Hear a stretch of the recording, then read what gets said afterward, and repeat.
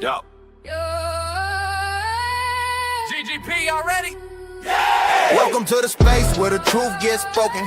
Trap snares popping, hands up, energy open. Where the chains get broken and the culture stays golden. We move with grit, say grit. We rise with grace, say grits. We push for progress. Progress.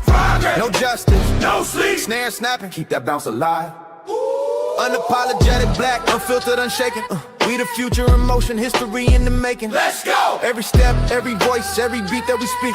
We the rhythm of the people rising week after week. From the block to the ballot, the mic to the streets. We bring fire to the system till the mission's complete. Turn it up, let it hit, let it rise in your chest. This is power, this is purpose, yo, we won't rest. So lean in, tune up, let your spirit digest. This is grit, grace, and progress. Progress. Yeah, feel that, hold that, let it settle in your soul. Grace, power in the place. Grace and progress, say it. Grace, power in the place. Grace and progress, say it. Grace and progress, say it. Grace and progress.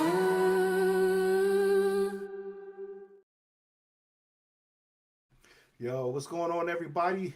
What's going on, family? Welcome back to another episode of Grit, Grace, and Progress, the show where we confront challenges with grit, bridge divides with grace, and move our communities forward together. I'm your host, Mars, and tonight we are talking about protection, not politics, protection. How did this country move quickly to protect, and who is expected to prove they were harmed before anybody moves at all?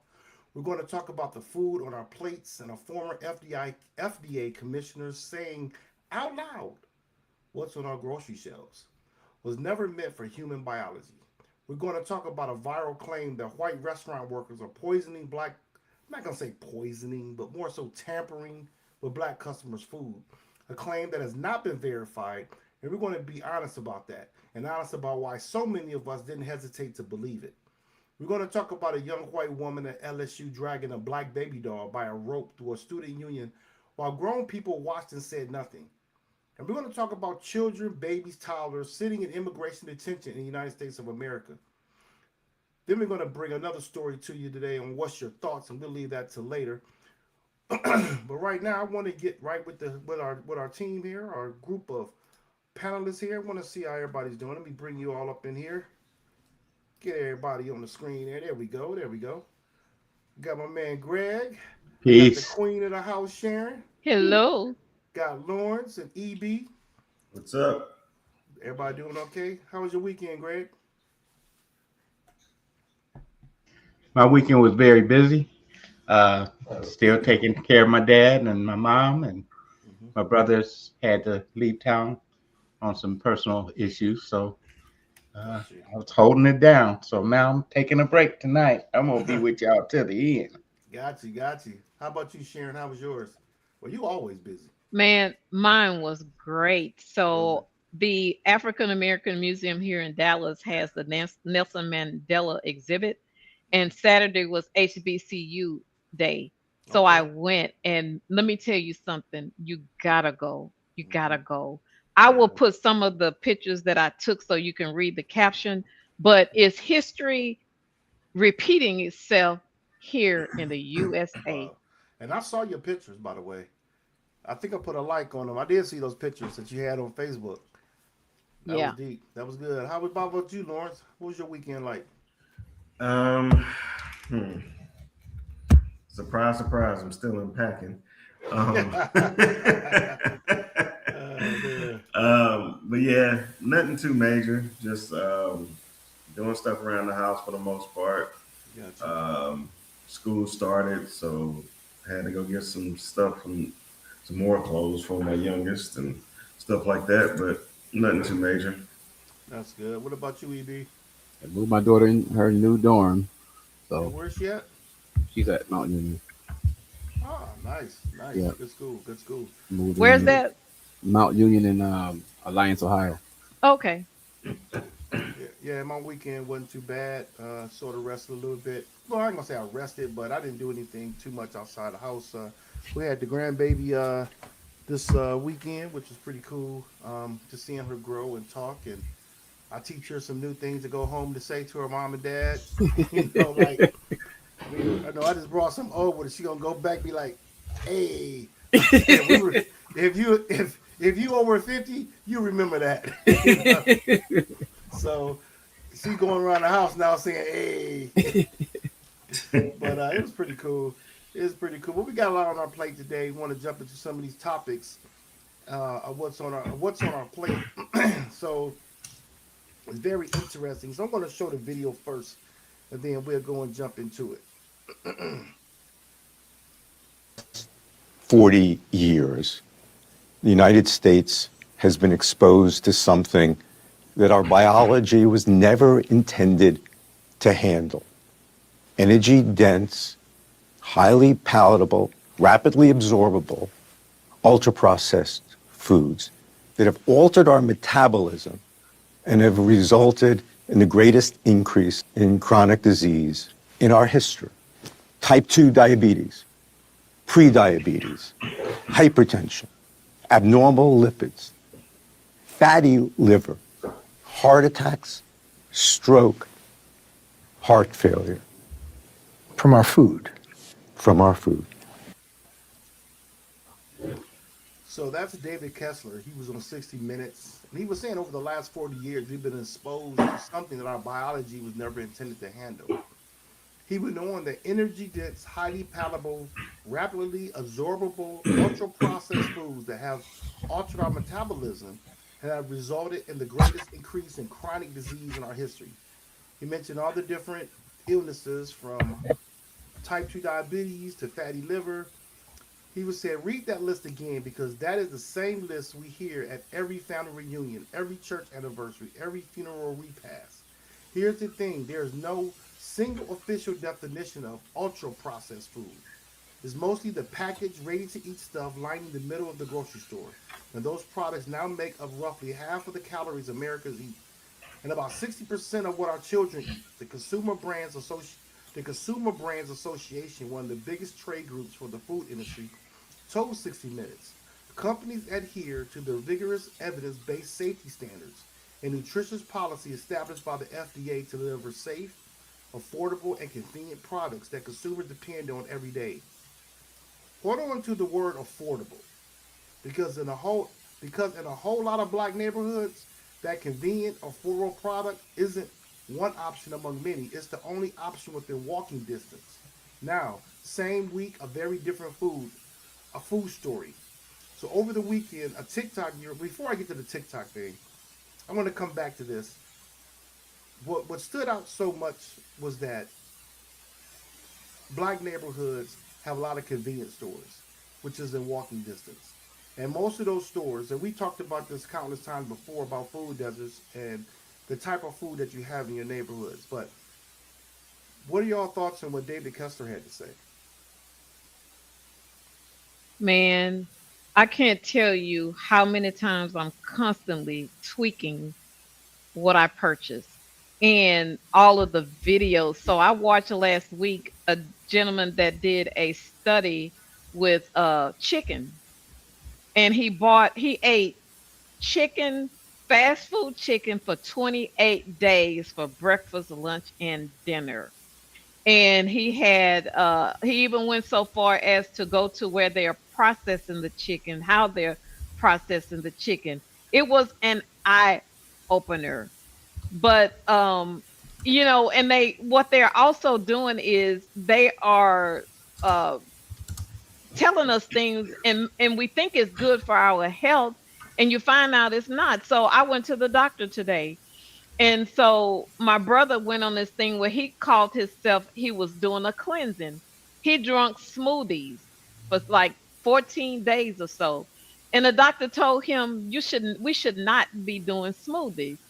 And so, because I talked to her about it today, and she said our glands were made to chew to be able to handle the fruit. She said when you put it in a smoothie, and I said, well, what about juicing it? She said same thing. She said when you take the fiber part out of that fruit, all you get in is sugar. And so that's why you hear them talking about all of these chronic diseases. Have you noticed how many young people are passing away just out of the blue, are getting all of these diseases? So he was spot on. Our food is killing us.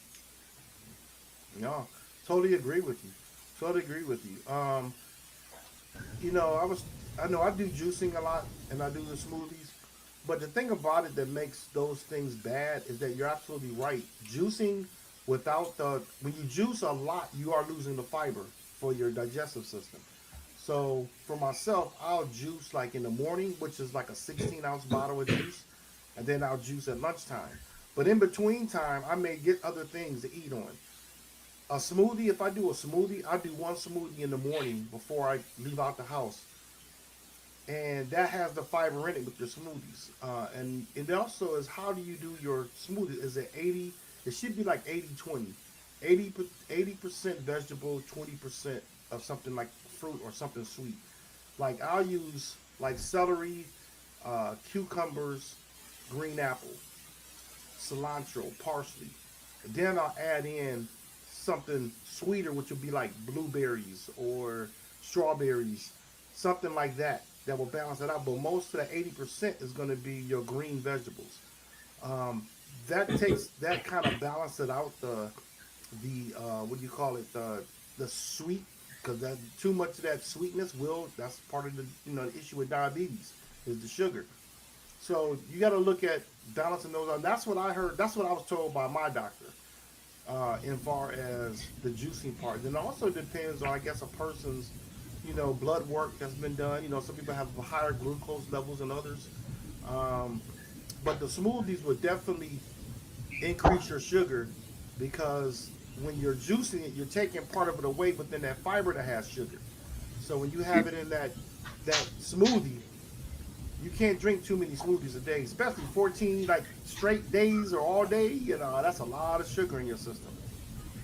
I am guilty of all of that.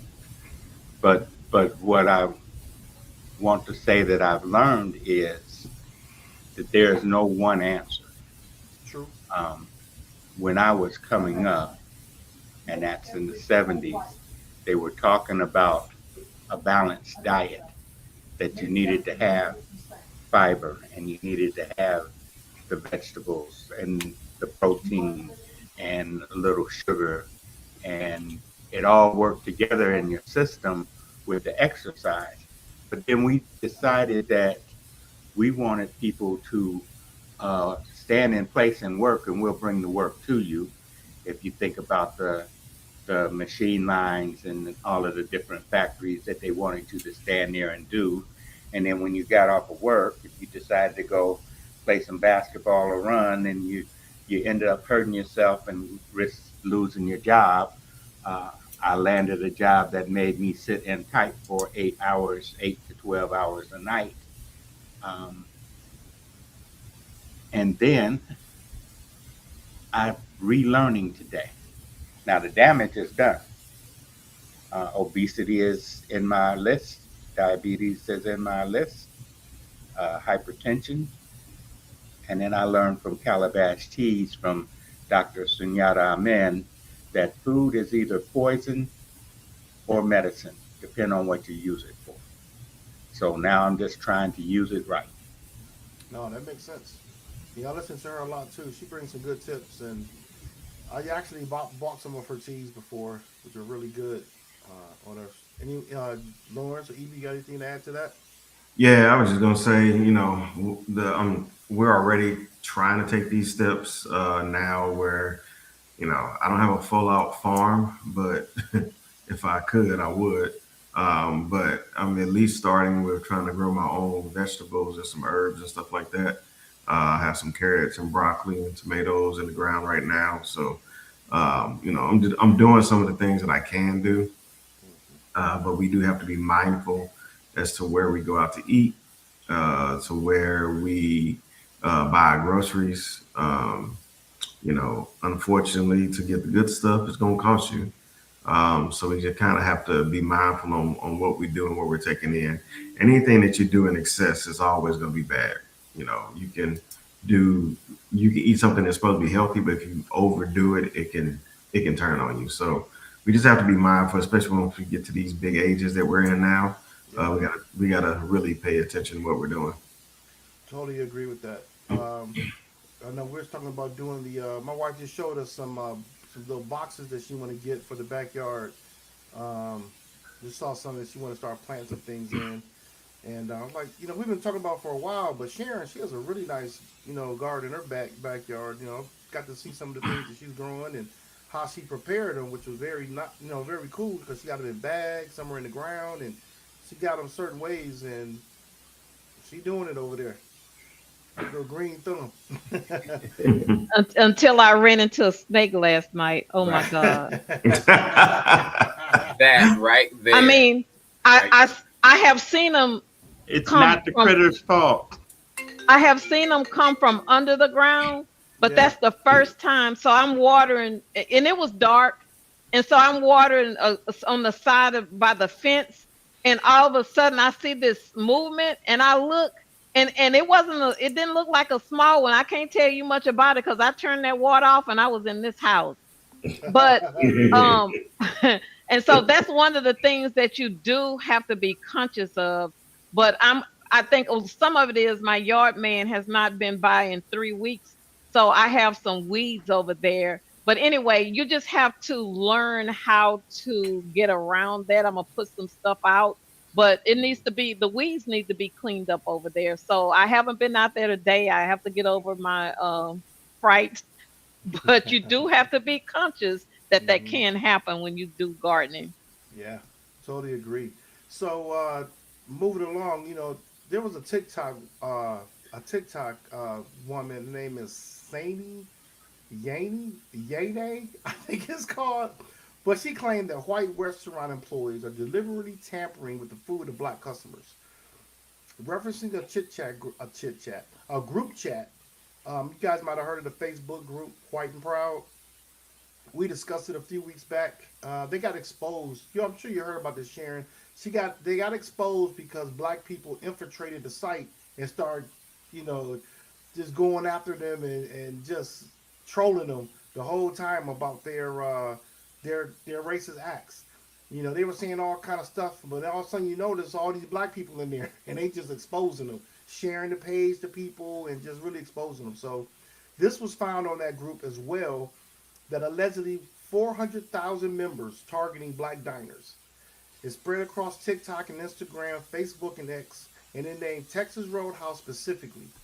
Texas Roadhouse has responded publicly, calling the allegations completely unfounded, saying it has launched an investigation into where it came from and reaffirming it does not tolerate discrimination or mistreatment of any guests. I want to be clear with our audience. As of tonight, there is no verified evidence that this group chat exists. Well, I'm not going to say it don't exist. We've seen it, but we cannot really say there's evidence that there's tampering. So I just want to clear us on Grit, Grace, and Progress, so we're not accused of spreading false information. But this is what was put out there. So no reporter has said anything yet to confirm it, but it's out there. You can Google it yourself. But there's a conversation that we're actually having tonight, and a whole lot of black folks read that and did not blink, did not ask for a source, just said, yeah, that sounds about right. That reaction didn't come from nowhere. That's Tuskegee. That's medical mistreatment. That's being watched in stores and followed to your car. So we've got two food stories tonight, and both of them are really about the same thing, trust. So our discussion point tonight. Well, before we get to that, I want to go and show you the video, and we'll come back to it. But just think about all these stories we've said before about how the black community has been targeted. And just think about the fact that when we're eating in restaurants, even when we feel that we're not liked there, why do we still stay there? Why do we still stay in that moment and not get up and walk out when you feel you're not being treated properly? So just think about that for a minute. I'm going to play this video. I have a message for y'all today, and it's from a Facebook group called White and Proud. And this is a message that white servers have for black people. So I'm going to read it for y'all just so I can spread awareness. But anyways, it says, to all you blacks in here, keep this in mind. Hope you enjoy your next meal next time you eat out. There is a Facebook group that I am a part of, which is this one that I'm reading from, and it is for white servers. We have come up with a plan. When a table of black diners come in and place their orders, we walk back to the kitchen to get your food when ready. There is always a blind spot in the kitchen, and we are licking our fingers and touching your food. If it happens to be a Texas Roadhouse or Logan's, those rolls are full of our white saliva. Some of the cooks are in on this too. Think they are playing? They aren't. Believe me, this has been going on since y'all started this nonsense with Carmelo, the candy bar Anthony crap. By the way, the group has over 400K members. Enjoy y'all's food. Deep. That's deep. That's deep. And what makes it so crazy is that, like I said earlier, we didn't blink. I don't think anybody on this panel is surprised, are you? Mm-mm. I've always been leery of restaurants. I don't care who's serving the food. There are times when you have to bring something to their attention, especially if they have to take your food back in the kitchen. Yeah. You know, I tell people all the time, you better be careful how you talk to that person Yeah. because once they take that plate back, you don't know what they're doing with your food. And luckily, since my mom lives with me, we really don't eat out a lot. We do eat out, but we don't eat out a lot. But I mean, I have always been leery of restaurants and how they could possibly be tampering with your food. Mhm. Yeah, it's interesting. Uh, y'all got this blank look on your face, like, Well, dang. let me say this. Let me say this. Two things. How do we know that that post was written by a white person? Second, second, how many white people you know work in the kitchen? It's a lot. No. Depends on where you go. 40% of the service workers in the restaurants in America are black. The other percentages are Hispanic. All I'm saying is this. Now, I'm not saying anything different than what you guys are saying. But sometimes we create controversies. We allow controversies to take over us of things that we already kind of think of anyway. Kind of like we don't trust each other anyway, right? Let me be honest with you. There's some black restaurants that I won't eat at. Let me say that again. There is some black restaurants that I will give a commercial for you to never eat at again. Ever. Ashe. So it we all have to be conscious, right? That's why some highly spiritual people smack your hands and make you pray before you eat at every restaurant. Mhm. And we need to be conscious of that anyway, right? We are in a society of people who don't like us because we old or because we are male or because we, a woman or because they're gay or because they're black. Mhm. If you go in a restaurant and Sharon's right, it used to bother me how my mom would get mad and send back the food mad. And I was thinking to myself, I really don't want the food now because no matter who's in the kitchen, they're gonna send their food back with extra seasoning. So for me, I'm very careful going in restaurants, and in certain restaurants I don't go in. And yes, this will make me conscious. And was I when I first heard it, did I believe it? I did, I did. But then I kind of look at it from a different perspective. Is now we're just super sensitive to everything that's got to do with us, and we should be, but maybe we should just calm down a little bit. Greg and you probably remember this restaurant called Sambo's, right? I remember that. Right. There's only one other thing that was called Sambo's besides that restaurant, Hmm. Right. which is why Sambo's is not even around anymore. Right. Right. And then the last thing I'm gonna say is Denny's went through this problem years ago, Mhm. and not serving black people, and then they start having black college funds. So at best, what we can hope for is now Texas Roadhouse now will give us preferential treatment and donate to college funds. No, that's You Well, good. know, one of the things that people don't think about is I'm not sure if you remember a movie called The Help Yeah. yeah, or The Color yeah, Purple. That especially the help. messing with folks' food has always been a poor person's get back at somebody who thought they was uppity and rich and you could eat at this restaurant. I can't eat at this restaurant. My first job was at a restaurant that I couldn't afford their meals, right? But you want me to serve you food. Um, what we have to be careful of is seeing the video clip that gives you rise in your emotion and you react without thinking about it. And what we have to do more than anything in this day and age is think before we react. Because white folks want us reactive. Mm-hmm. Because when you're reacting, you're not thinking. Mm-hmm. We have to pick your responses. And I I like think that. everyone here knows how to carefully think and assess what I do before I do it. Now, you're not going to forget who did it to you, but I don't have to get in trouble because of it. I like what EB how you brought it up and also how you thought, Greg. So in that case, where is the line between healthy suspicion earned by history and misinformation that hurts Well, us? let me tell you this. I'm Yeah. gonna say this, and it's real life stories.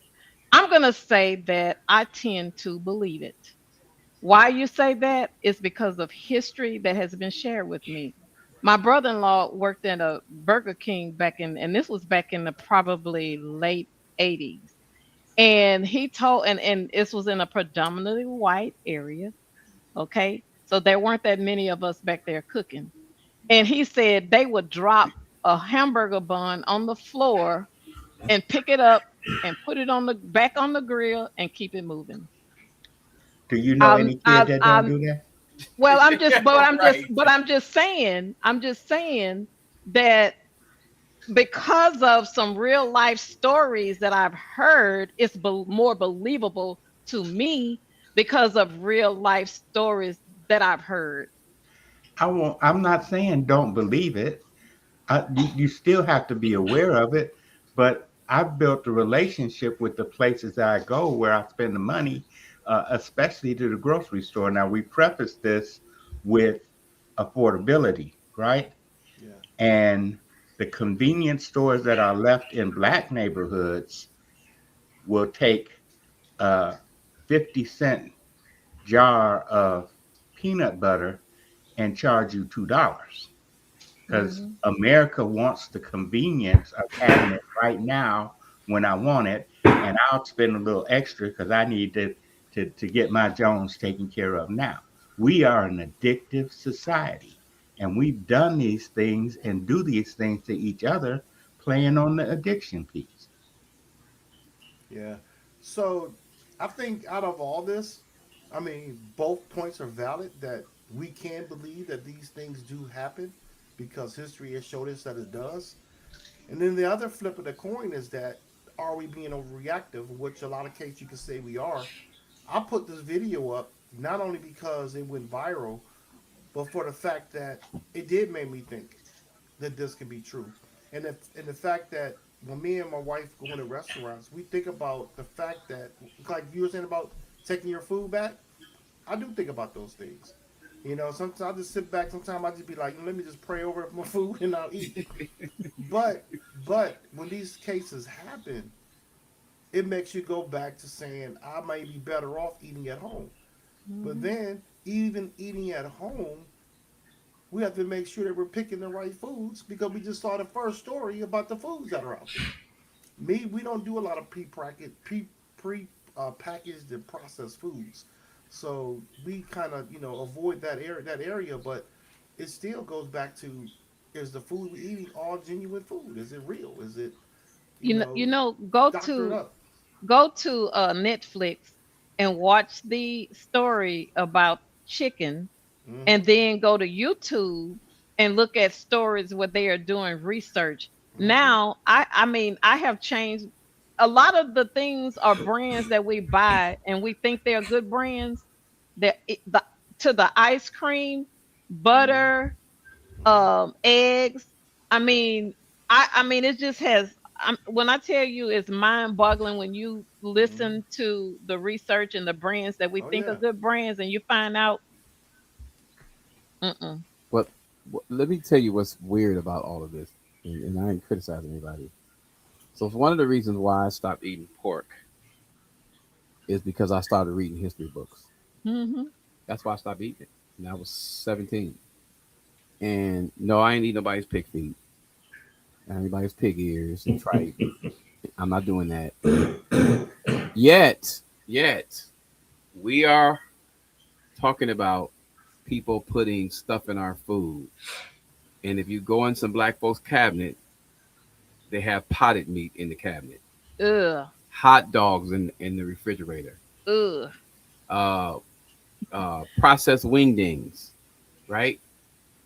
Food they bought from the corner store around the corner that's been 5 days old. What I'm saying is we need to be consistently conscious about every single thing we do, everything. So when you're not consistent, what happens is you freak out about things that hit the news and all this other stuff. Because to me, it's almost like, for me, it's a self-conscious thing. Like, oops, I need to be more careful about everything. But then we go back because the microwave is easy to use than the stove, right? The corner store is easy to go to than waiting in line at the market. Those kind of things, and we just have to be conscious. And I think I do see a lot more of us being way more conscious of the food we eat, the growing. To hear people, percentage of people on this call that's planting food or think about planting food was unheard of 10 years ago. Mhm. You know what I mean? Snakes. I got the only reason why I have a garden in my backyard because I've already dealt with skunks and raccoons in the last year and a half. I don't want to deal with no more of them. But at the same time, I think it's encouraging that the black people of all people that I know, they're starting to get more conscious about the food they eat. Yeah. And but think about with the corner store foods is because of the fact that you don't have the grocery stores in your neighborhoods a lot of times. Food deserts. That's why you got the hot dogs in the refrigerator more. Well, that was just a lot of people got hot dogs. I ain't gonna, and I'm not a big hot dog eater, so I'm not. I'm on your side with that. But the thing about what I'm saying is that they have these quick fix foods because they don't have Mhm. the grocery store. They don't have a Whole Foods, a Trader Joe's, or a grocery store that's gonna give you the organic or you know all natural type of vegetables and fruits without being pumped up with all the chemicals. And that's the sad part of it because they almost feel like they feel helpless and also the lack of education. And you would think that okay, when a person who don't have access to a good grocery store, most people get to where they if they want to go somewhere, they usually find a way to get there, don't they? Yeah. But they don't put that priority on the food, and I think it's because of lack of education and then also the lack of access. You know, and a lot of it has been back in the day. If you think of how a lot of things transformed, so they started producing things for convenience sake. I don't know if you all remember when I was growing up, we had the milkman that would bring our milk to the door in a bottle. There were no milk cartons. So then they started doing the milk I cartons. heard about them Uh, days. well, I remember those days because I remember when the milkman would come, I'd be, Mama, can we get some ice cream bars or something like that? And so everything has been done for convenience sake. Okay. Re- Back in the day, we didn't have a lot of plastic containers. I mean, y'all, when I tell you I'm transforming and it's deep, a brother in our club, Lawrence and Lamar Mubarak talked about plastic containers, Yeah. how he's throwing away everything out of his kitchen that's That's plastic. plastic. Yeah. And Same we here. don't realize, he said, plastic, we don't realize how much of that stuff getting our system and it's causing infertility in men and women. Hmm. And so think about it. You're putting a plastic bowl in the microwave. Hmm. Okay. The And chemicals in so, there. and what happens is some people are slow to change. I've never been one to like to heat up my food in the microwave anyway, because it heats it up real fast and then it cools down. I never have, and it makes your food, it changes the texture. I never have. And so I do it every now and then. So I'm telling people in my family, we really shouldn't be doing that. But a lot of people still do it because it's out of habit. Hmm. It's now think about this. What do you use to make plastics? Oil. It's a chemical. It's oil. Oil. Mm-hmm. Oil, crude. True. You know, the whole world economy has been based on the usage and uses of oil products, including pharmaceuticals, Right. right? And then we're talking about let's go clean energy, right? We're gonna put all of this aside. Okay. So what are we gonna do about energy? What are we gonna do about uh, feeding 300 million people? Right. How do we link with the world economy? We have somebody in office right now that has destroyed everything, Hmm. including our trust in our systems, Yeah. our trust in our relationships, our trust in government, our trust in education, right? I mean, it has infected us. We are a diseased country, and they counted on that because we're too arrogant to think that we can be wrong. And not to mention the trust that we used to have in each other. Like Yes, once sir. you find out somebody voted a certain way, now you look at them sideways. all, Hey, all of a sudden, you could have just had just a great little conversation, and then you look in the back of that car and you see a T-shirt or something, and you're like, "Oh." So now it's like I don't even trust. You went that route. I don't trust you. You know. So it's done a lot more damage than I think a lot of people are willing to say. Well, yeah. right now in our political climate, I think I have a right not to trust people. You know, I have a, especially folks getting hung across the country. I have Hmm. a right not to trust people. You know, so Yeah. if I see someone say something, post something that can be a threat to me, Turn your volume up I have just to a tad. I have to question their authenticity or their transparency in our relationship. If it's something that looks like it could be something that could be harmful to me.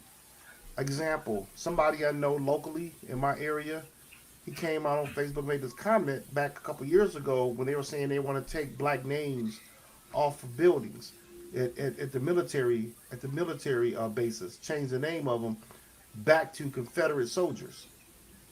I had to question this dude's, our friendship. Had to question that because I'm like, wow, what would make you think it's better to take a person who was considered a true patriot, a person that represents all people, to someone you know was a Confederate racist, a Confederate soldier who had slaves, who ran after, who hunted down slaves, and fought to keep slaves, and you want his name back on a base? I gotta question who you are as a person. So whether it's food, whether it's whatever it is, if I see you doing something that may be harmful to me, or just just my not just me but my kids, my family, or anybody, I can't. That's something where my trust is kind of shaky with you right there. If Yeah. that, I don't know if that makes sense or not, Yeah. but Lawrence this brought. is somebody that I know.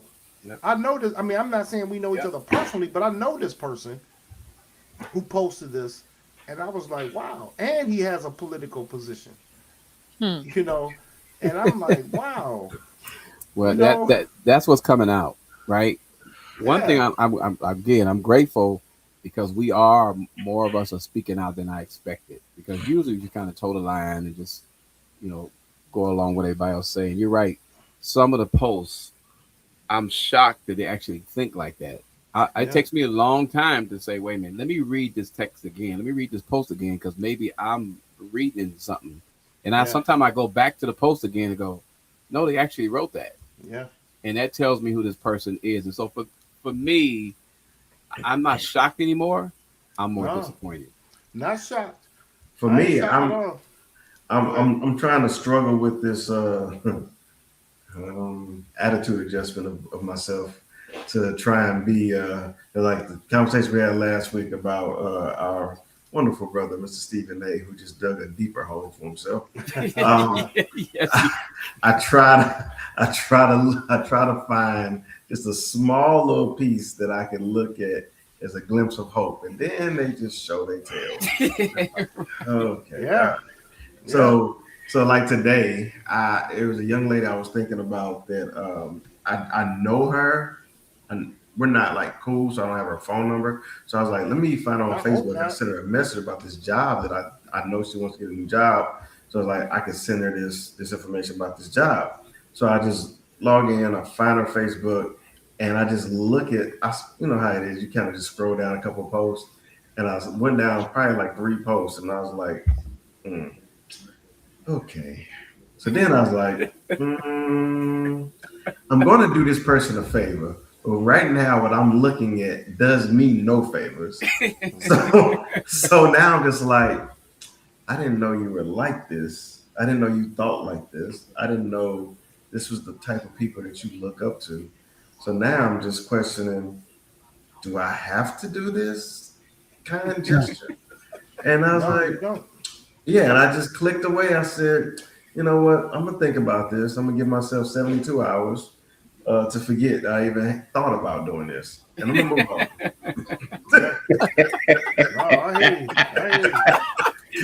I'm laughing because I'm sure everybody on this call been through that. Yeah. The thing that I do, and because I work in the public sector so long, I know that I'm called to love on everybody. Mm-hmm. Now, if I can't love on you, I'm not supposed to do you no harm, but I can love you with a long handled spoon. Mm-hmm. And if that means that you have to figure it out, you got a right to be wrong, and I can watch you be wrong. I don't have to make you right. We get caught up, especially our people, in wanting to win the debate. Mm-hmm. I got to win the argument. And just like you saw with Sharon and I, 2 things can be true at the same time. It ain't that she's wrong, right? Yeah. Her view wasn't wrong, neither was mine. But we have to start making assessments of what's best for me and my inner circle. And we have to rebuild our inner circle just like our parents had secured it for us, because that on Lee Harvard and southeast side of Cleveland, there was an A&P grocery store, but there was also a Jewish butcher. And both of them made enough money to feed a whole neighborhood. Mm-hmm. No, I hear you. Well, you guys made a good point. Like, we're talking about trusting people and people that surprise us. Well, on Wednesday, August 19th, around 12:43 in the afternoon, a student at Louisiana State University pulled out her phone in the LSU Student Union and recorded 2 young women walking through campus. And here it is. Showing an LSU student dragging a black baby doll across campus is sparking reaction among students. I was just shocked when I first saw it. I was just shocked that someone would show them dragging a doll like that around campus. She was a grown woman when she made that decision. She needs to be a grown woman to face her consequences of her own actions, honestly, because we're all grown-ups here, we're all adults. This isn't high school. You should know right from wrong, and that was dead wrong. For Dr. Royshetta Ozan, the mother of a black LSU freshman, the video hit even closer to home. She emailed LSU asking how the university plans to address the incident. It's not just about a doll being dragged. It's not about, a joke or, students playing. This is much deeper than that. LSU told Ozan it has identified the students involved and is handling the situation, but could not discuss discipline. Some students say they still want to hear from the university. That was one, though, that did catch me off guard. Because it was casually done. It wasn't like it was sneakily done. It wasn't done and then hitting. It was like right through the middle of everybody. But I like the fact that they're not making it a public issue, because when you put somebody in everybody's face and you embarrass them, you create more harm than good. You mean the Now, universe? You mean the university? You're glad they're I'm not. talking about the discipline because Okay. my mother did not believe in public humiliation, even when I was dead wrong. See, that's why I understood what that look meant. I'd gone too far, and we'll talk about it when you get home. I tried to be just the model child till I got home and hoped she would forget about it, but she never did. Right? Um. And that's the way you have to do it, especially in this day, because everybody's looking for a viral this or that. You know, they did that on purpose for what's going on right now and not realizing how it affects the school, their parents, the friends that they have, right? Just because you're smart doesn't mean that you don't make a dumb decision. But some decisions have lifetime consequences, and they playing on a knife.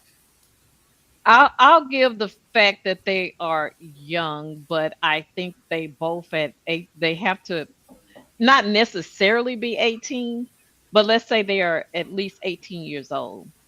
Um, I would hope at 18 years old that they would have thought about that was not the right thing to do in the climate we're living in. Again, I will give them the fact. I'll give them a little leeway that they're young, but at the same time, it's hard for me to believe as and I guess it's because of the era that I grew up in. You would have never, even at 18, gotten me to do something like that. And That's it's because you were parented. well, no, I think That's I, because you were raised. Some of I these really think kids it have was. not been raised. Yeah, but I think it was the climate that I grew up in, though, more so because I knew the prejudice. I had seen a guy sit across from me with a KKK jacket on. So I knew, what that was like with the racism right in my face like that. So, and that's why I say I'm in a different era than she was at 18.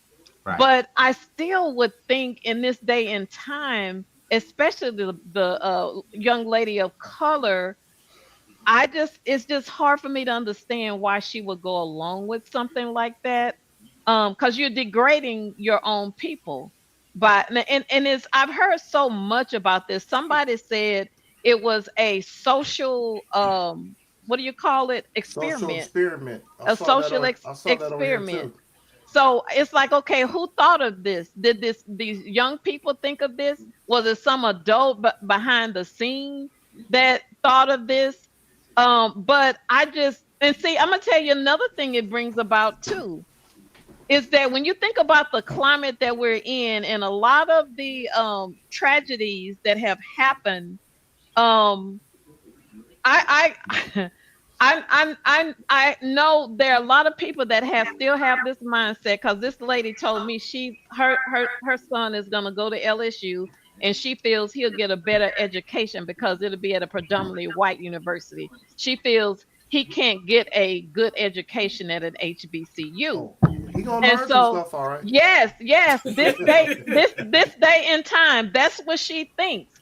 And so I said, okay, I told her, I said, I'm sorry, but the only thing I said to her, I'm gonna have to disagree with you because I'm a product of an HBCU, and you can't tell me that I'm a dummy because I graduated from an HBCU.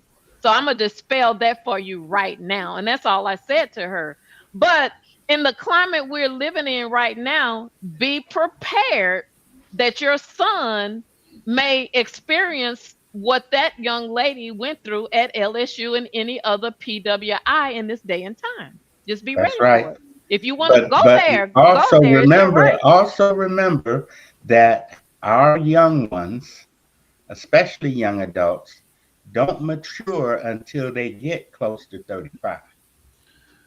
You haven't had enough experience to do that.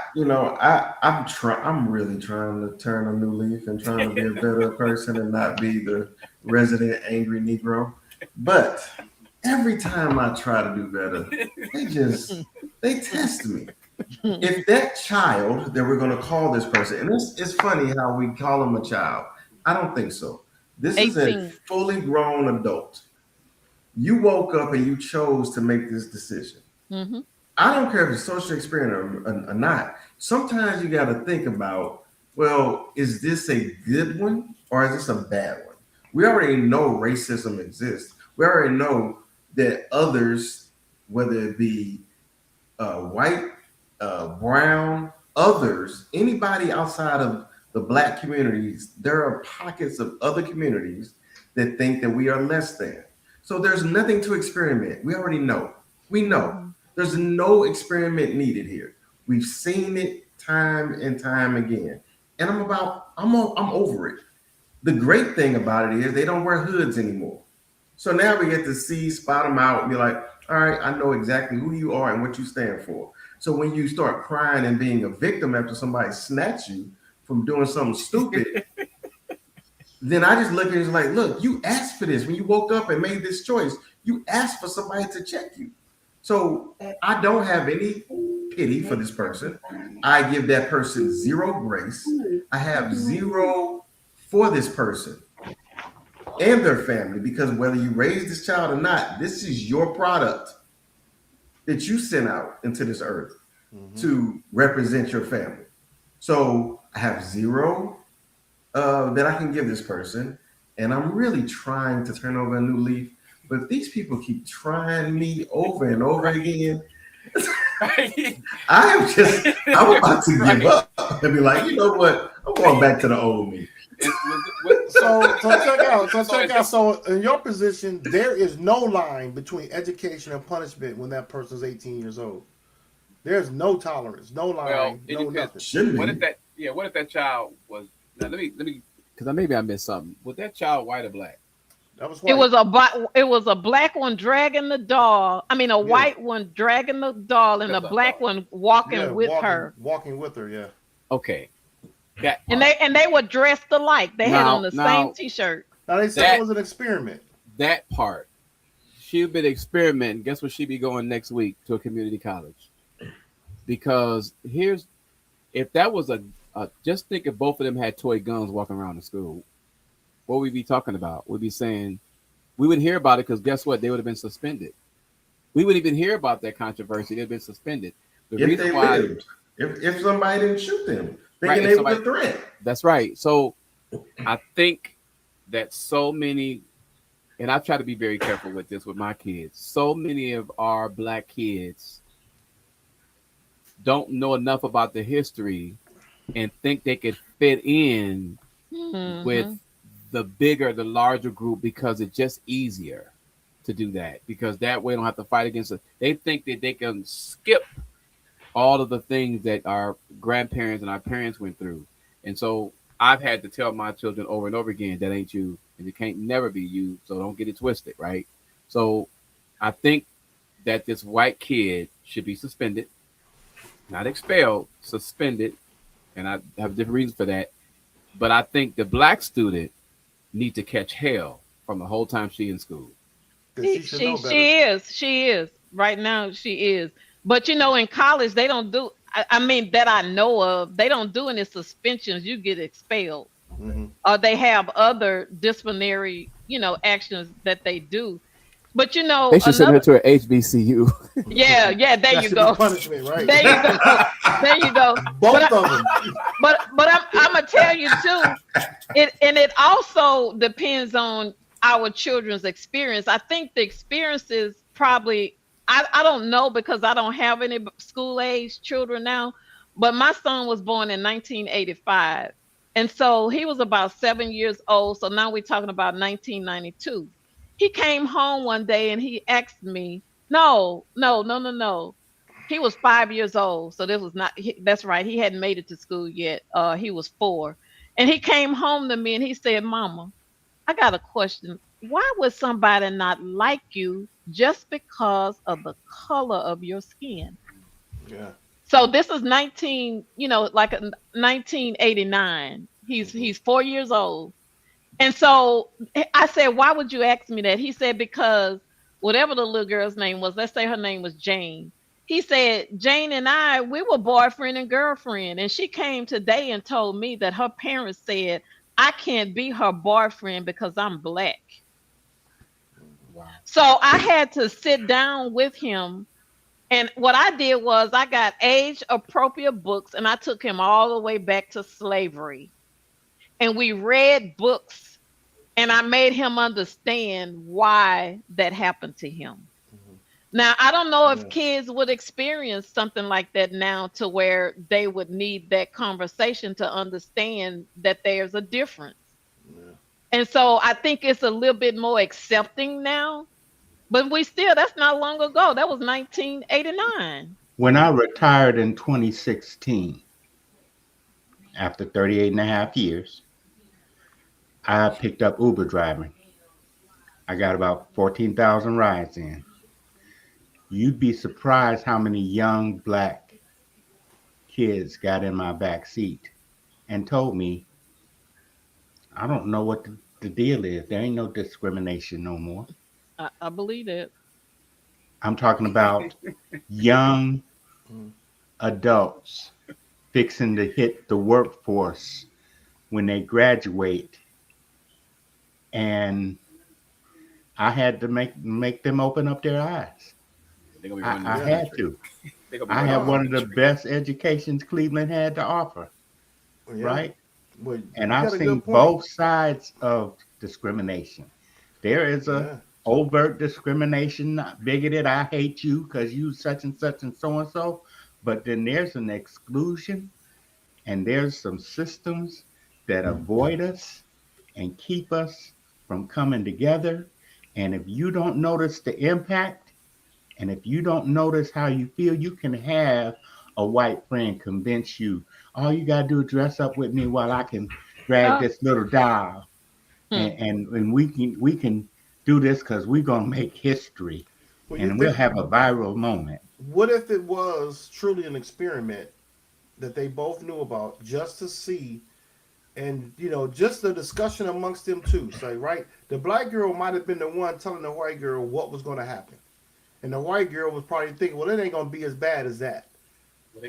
I'm gonna use this. Ignorance of the law is no excuse. Oh, I agree. I'm just throwing it out there, trying to understand what the experiment was. Well, that's gonna be the worst decision that both of them made, because for the black girl, it's on video.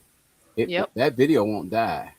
And they've been dogging her out on social media. And she needs to be. They've been dogging her out. I hope she has a father. I hope she has a father in her life. And I hope he turn into her and tell her about herself and let her know. Make her feel bad. I don't make her feel bad. I bet she won't make that mistake again. She probably need to go disguise herself right about now. Cut her hair, dye it or something. And if I would love to hear the girl that was pulling the door being questioned about this, because you've heard me say this in a lot of other different platforms where I say, you let a person talk long enough, they expose themselves, they say something, they'll talk themselves into telling on themselves, and that leads into this next video of someone talking themselves into leading themselves. Check it out. Children who are not white should have to carry their papers. Why are you referencing a color? Because the Kavanaugh stops, as allowed by the Supreme Court, the decision was written by Brett Kavanaugh, says that ICE agents are allowed to detain people based on the color of their skin or the accent with which they speak English. And because of that fact, children in my community who are not white have to fucking carry papers so they don't get detained. Because you support that, I just want to make sure we're very clear that, yes, you think that those children of color should have to carry their papers to prevent detention. I think everybody who is illegal right now should definitely. I'm not talking about illegal immigrants. I'm talking about citizens whose skin isn't white. No, if you're a citizen, I don't think that you have anything to worry about. Okay, so so those children who are carrying passport cards to prevent being detained from ICE, they're just being silly? Is that what you think? You don't think it's advisable for them to carry their papers given what's going on? I think that if you are in the process of legally No. immigrating. I'm just here. talking about any person What are you who's saying? Okay, here's the deal. Imagine you're a kid. You're 15 years old. Your skin isn't white. You were born here. You are a citizen. You're going to school. ICE is very active in your neighborhood, and you've heard that the Supreme Court has allowed them to detain people based on the color of their skin or the accent with which they speak English. So your mom says, "Here's your passport. Don't lose it. Keep it in your backpack. You need to show it to the armed men if they stop you because of the color of your skin." I'm asking if you think that that is an okay situation that we have on our hands. I don't think so. I don't know. I feel like I said, if I had children and I was of a different color, yeah, I'd probably be a little scared right now, truthfully. But I feel like if you know, like. So you admit that if you weren't white, you would be scared right now. I didn't say that. Then what did you just say? Yeah, I'm saying like if I was in a city right now and I was illegal. No, we're not talking about people. No, we're scared. specifically talking about the profiling stops that have been allowed by the Supreme Court. So we're not even talking about immigrants or illegal immigrants. Wow. Just anybody who's not white. Walking down the street, you can be detained for not being white by ICE right now. That's allowed. Where? Anywhere in the country. Everywhere in the happening here. United States, lady. You're saying that you haven't seen it happen, but it is happening. Why do you're you assuming it's happening? No, You're assuming. no, I know it's a it's fucking happening. Supreme Court It's an ruling. assumption. No, it's a Have you- ruling have from you the seen Supreme. it? It's not an assumption. Have you seen it in Denver? It is a ruling from the Supreme Court that this is allowed to happen. I have seen it in Minneapolis, where I live. Why do you need to see it before it matters? I'm not going to believe something that I don't see. There it is. Do you believe that the Bingo. Holocaust happened? Of course, Did you see it? because we know it. No. Did you see it? No, but we know. But I thought you didn't believe things that you don't see. He's good. He's good. Man, talk That was about perfect. white on rice. That was perfect. So this is what's really real. I need that link. A non-white U.S. citizen who does not speak English are at heightened risk of being stopped, detained, and questioned by ICE. Under current enforcement guidelines, following the Supreme Court's September 2025 ruling, known versus Vasquez, Perdomo, agents are legally permitted to use apparent race, speaking a foreign language, or accented English, location, and type of work as a combined factor to establish reasonable suspicion for a stop. So the guy that was hosting was correct. But instead of standing still for a minute, asking him what was that, when he said the Supreme Court ruling, she didn't even ask what the ruling was. That means she didn't even know what the ruling was.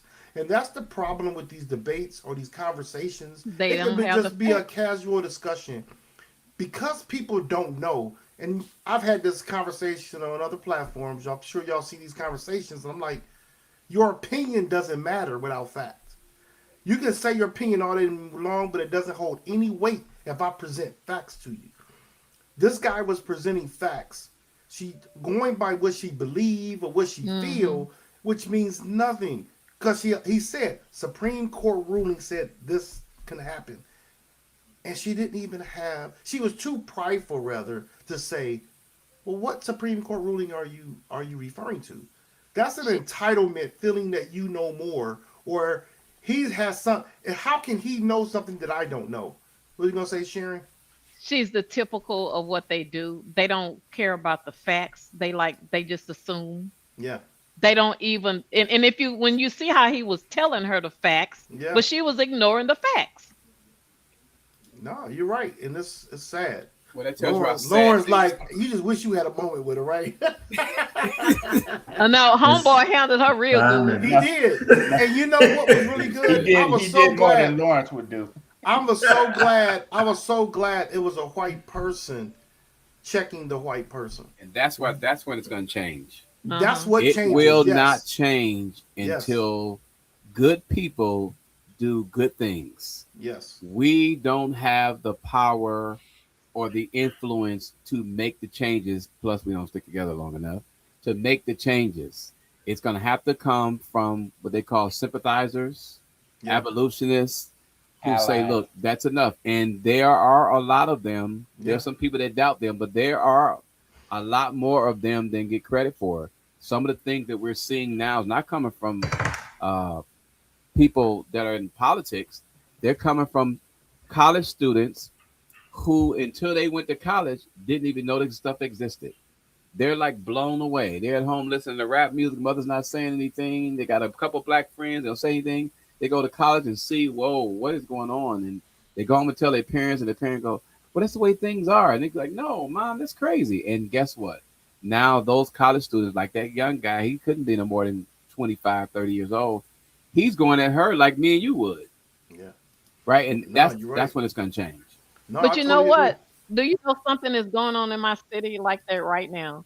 So, a group of Islamic citizens purchased some land. Now they have been living in this community for 30 years. So they purchased some land to build a mosque.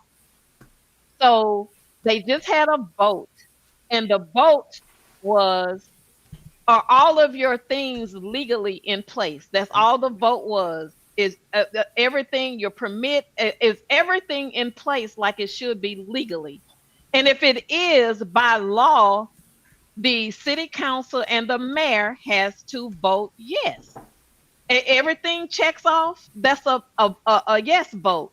Well, and I think a lot of people that don't even live in this community are causing a big deal because they voted yes. They felt like they should have voted no, because you shouldn't have this mosque in our community because they're going to force their Islamic religion on us. Have they forced it on you the 30 years they've been here?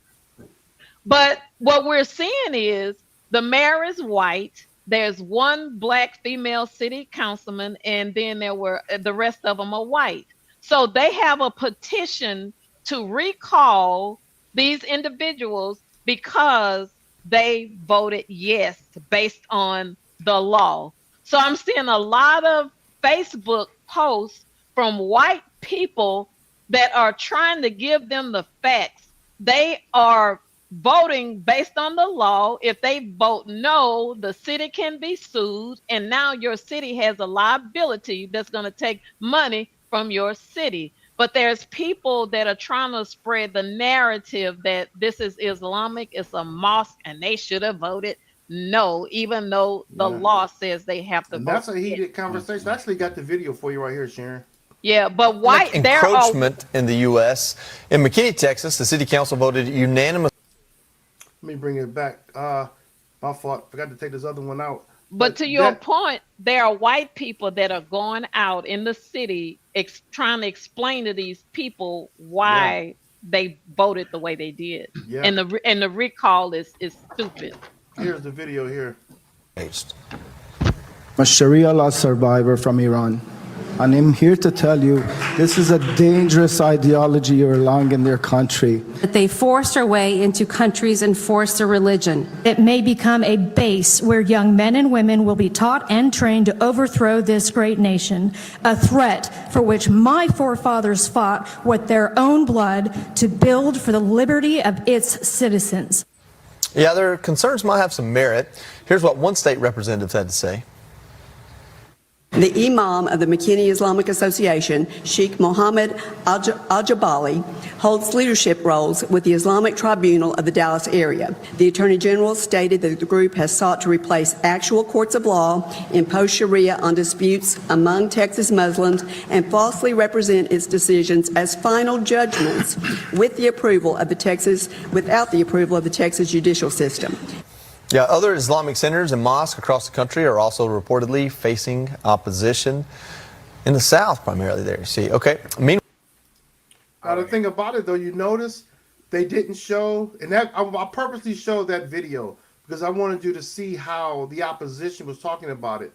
And they didn't show the video of the mayor, the former mayor, he was a former mayor that spoke up and saying that it was legal for what they were trying to do and bring the mosque to McKinney.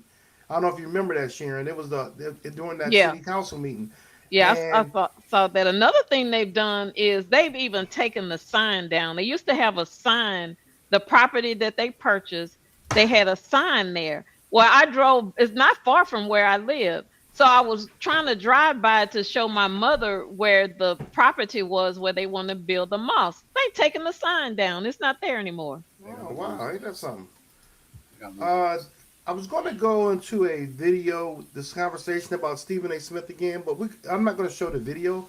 But only thing I wanted to bring up was we talked about how he ran to Hannity to tell his grievances about, the being the thumb down by the NAJB, and then Jamila Hill came in and gave a comment about why it looks bad for him running the Hannity and then Chris Cuomo, and this was on the Chris Cuomo show.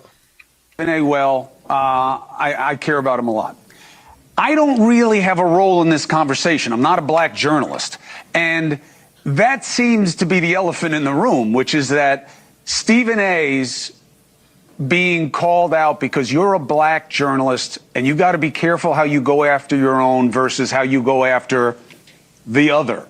And that is a very tricky conversation.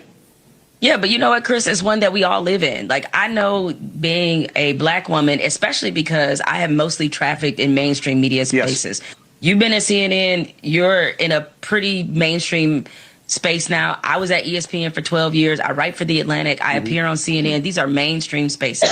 I already have the double consciousness to know there are certain things and certain topics and certain ways I want to go at things. I got to keep it in community, or I got to keep it on my own platform, because I know that there are some criticisms that I have that will be used and weaponized against my own community. And that's the part that I think that people are trying to address with Stephen A. Nobody is saying don't criticize Jasmine Crockett. She's a politician, for crying out loud. You're supposed to criticize her. That is the part of the job. And I think she even understands that. But considering that you had so many people on the right who are attacking her demeanor, her diction, calling her ghetto, oh, crazy Laura Loomer, calling her Shaniqua, don't be the one piling on saying you don't like the way she talks and all. Like, you can't be that dude. Like, I'm sorry, you can't. And especially coming from a black man, they're going to look at you and they're going to say, well, Stephen A agrees. I now am empowered to say that thing that I can keep in that quiet place. I can say it out loud because Stephen A said I could. What are y'all thoughts on that? My prediction is Stephen A. Smith, we would not be talking about in 28. I promise you.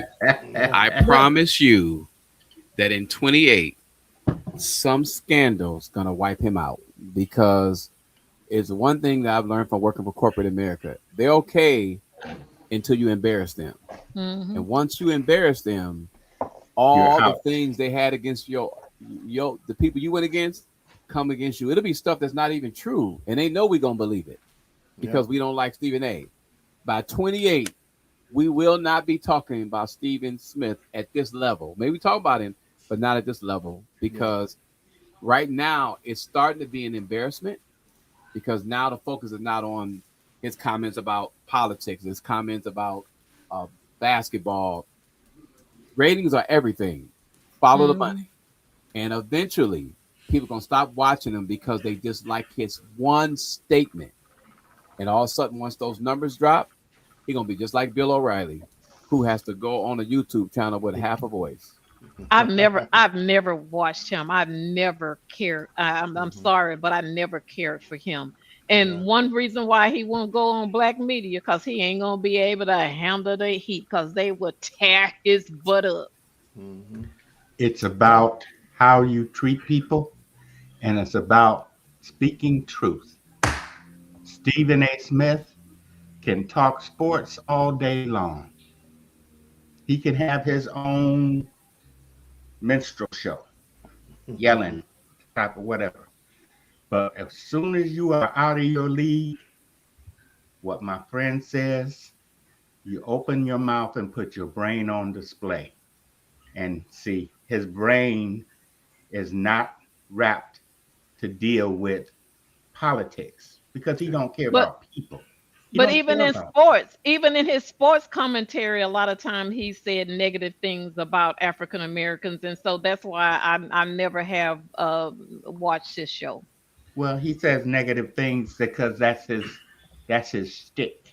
Well, which is a white term to me. That's his stick. Yeah. But that his minstrelsy shows itself. That's it. That's and, it. He wants to some fit of in us with them. love our master. Yes. Some You of us spot love our on. master. Spot on, Greg. Spot on. What's your thought, Lawrence? I see it. His boy. That's his boy. Oh, Lord. I'm trying.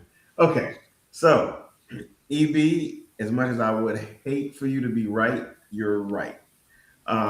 Here's the thing. Once you start to create you start to create a barrier around you to where now people are stepping further and further away from you. And you're starting to lose, even those that's in your inner circle, they're starting to probably look at you sideways. Then you have people like myself and others we don't hate you, we don't love you, but we want to see you win, right? And now you're starting to push us away. Then you have your culture, your people who pretty much pushed you and rode and died for you to get you to where you are now, and really had your back and until you started to show your true self. Now you've completely alienated that. So then it's the tale as old as time. You know, we have a single successful black man that in his own right is very powerful. Yeah. There was another single successful black man that was very powerful named Samson. And there was a woman that showed up and showed him just how weak he really is. And the problem is, and I'm always going, I'm gonna throw a little Bible in there, Greg, make you proud of me. There's always gonna be that moment. And, not saying anything bad about women, but a single male and women, it's kryptonite. And when you're a successful black man, and I don't know anything about his dating life, but I'm going to assume he plays in all the kiddie pools. And if he plays in all the kiddie pools, he's going to step into the wrong one. Yeah. And just like my brother Shannon Sharp found out, he stepped on the wrong side, and guess what? The dollars started draining. And Stephen A is on this slippery slope where you're going to be Candace Owens and then have this aha moment, be like, oh, I'm gonna start doing black media, and we all looking at you like, why are you here? why are you here? Right. And then you got to tuck your tail and go back on the other side. And Stephen A, that's why he has all these, because he know ESPN is here for a short time. It's not here forever. So he has all these other little outlets and things that he's trying to get into. But unfortunately, it's all going to come to a crashing halt. And we all going to look at him, and he's going to be blaming everybody else like he does. He's doing that. But we're going to look at him and be like, we told you. You need to stop. Yeah. No, it's going to get to that point. He's not even going to be on TV anymore. I can't see him sustaining it like this. It takes you don't see too many black people on a white-owned network that last a long time. They play the puppet for a little while, but they don't not make that kind of money because they're losing money. Also, they're losing their ratings and audience for a certain period of time. It ain't gonna last because he's not gonna have nowhere else to go. But remember, if you look at Stephen A, he's in a lot of black circles outside of ESPN. Those circles are gonna be like they're gonna close up on him. He won't have nowhere to go. Let me give you one name that he wasn't boisterous. Nope. Brian Gumble. But Brian Gumble, would you say he wasn't like Stephen A? No, but all he did was get in a little bit of trouble. And this guy went from number one on everything. And they wiped him. So I'm gonna be honest with you. He was gone so fast, I didn't even know he was off TV. You're right. And you're right. When I saw his brother on, I was like, wait a minute, he looked different. Wait a minute. They took and put his brother in his place. Huh? I wonder what happened to him. What was it? Same kind of stuff. I forgot what he said. No, it was actually, I think it's got something to do with some relationship issues and stuff. Yeah, but no, he went on HBO after he left NBC. Yeah, it was NBC. Then he had the show on HBO. Right. When you start shaking that tree, That's okay when you are them, because they know how to wiggle and they got circles they can go hide in. But when you stick out like him, you are a rarity. You're easy to spot. Where is he gonna go, and what station he'll go on where they're not gonna know? Oh, that's the guy from. They're not gonna attach him to ESPN comments that he made about Shaq or all the ball players, which that he should be connected to. Some of those things are right, some of those things are wrong. They're gonna connect him to this controversy after controversy after oh no, we don't want him over here. He's bad for getting the black audiences. We don't kind of want him over here. Can he go over there? He'll be on News Nation. With Chris Como. Yeah, I'm looking it up now to see what it was. Don't worry about it. It said the most damaging early controversy involved a confidential 4-page memo that Gumbo wrote to executive producer Marty Ryan in 1988, which was leaked to the press in March 1989. In the memo, Gumbo harshly criticized his colleagues. Willard Scott, Gumbo wrote that the weatherman holds the show hostage to his assortment of whims, wines, wishes, birthdays, and bad taste, adding, "This guy is killing us, and no one's even trying to kill him." But think how fast he got away from making comments like that. Yeah, Gene Shalit. He stated that Shalit's movie reviews suck and his interviews suck too. Dave Horowitz, he described the Consumer Reporter as a walking cliche. The leak led to intense media scrutiny, labeling Gumbo as arrogant, mean-spirited. Though he later publicly apologized and reconciled with Scott. So those are the things that got kind of moved Greg Gumbo along, the controversies that he's had. So you look at it that what was the black dude's name? Willard Scott. Was he white or black? White guy. He's white. Oh, so he didn't say nothing about. So that was why he got the court. He said it to all white people. If he had said it to black people, he still would have been on the air. Well, if he said it about black people, y'all remember Barnaby? Yeah, I remember Barnaby. Oh yeah. You know why he got fired? Why he get fired? Somebody forgot to cut off the mic. What did he and say? At the end of his show, there ain't no bird in that goddamn cage. Wow. Oh. I didn't know that. I ain't like Barnaby anyway. I didn't. But it only takes one mistake. And that's my point. I mean, yeah, we don't get. I mean, think of a lot of people don't like him, but look at Yee, right? He was on top of the world with shoes and the ugliest clothes in the world, right? Nobody in history has made uglier clothes than this guy, right? But he was selling them to superstars. He got on TV and thought everybody wanted to hear his opinion about something that most people would dare talk about. What's the comedian from Ohio that said there was two things that Dave you don't Chappelle? say in consecutive? Yeah, he said there's Dave two things Chappelle. that he learned not to say in Hollywood in the same sentence. The word Jews and them. Them Jews. That's right. Yeah. So that's something that you thought he could get away with because he was accepted in this big old circle. Mhm. But it didn't take much for him to wipe him out millions Yeah. of dollars. And now he's Yeah. got to beg them to host concerts. Yeah. Steven's Nah, forgetting that makes that sense. those dynamics happen. Even if we all here agree with Steven, right? The fact that he is going on an attack, I'll call it attack tour, when he should be talking about the things they want him to talk about, that alone is going to get him put out. Yeah, no, I agree. And when you come about opinions, there's a guy who had an opinion. Well, a guy that gave facts, but many assumed it was an opinion. You guys, some of us might have been too young for this interview. I'm not sure, but got an interview here, and this is going to be the segment called "What's Your Thought?" And this is a conversation that Greg brought to the table earlier today. I'm going to play the video first, and we'll talk about it on the other side. country mentioned in the Bible is Ethiopia, Genesis 2, verse 13.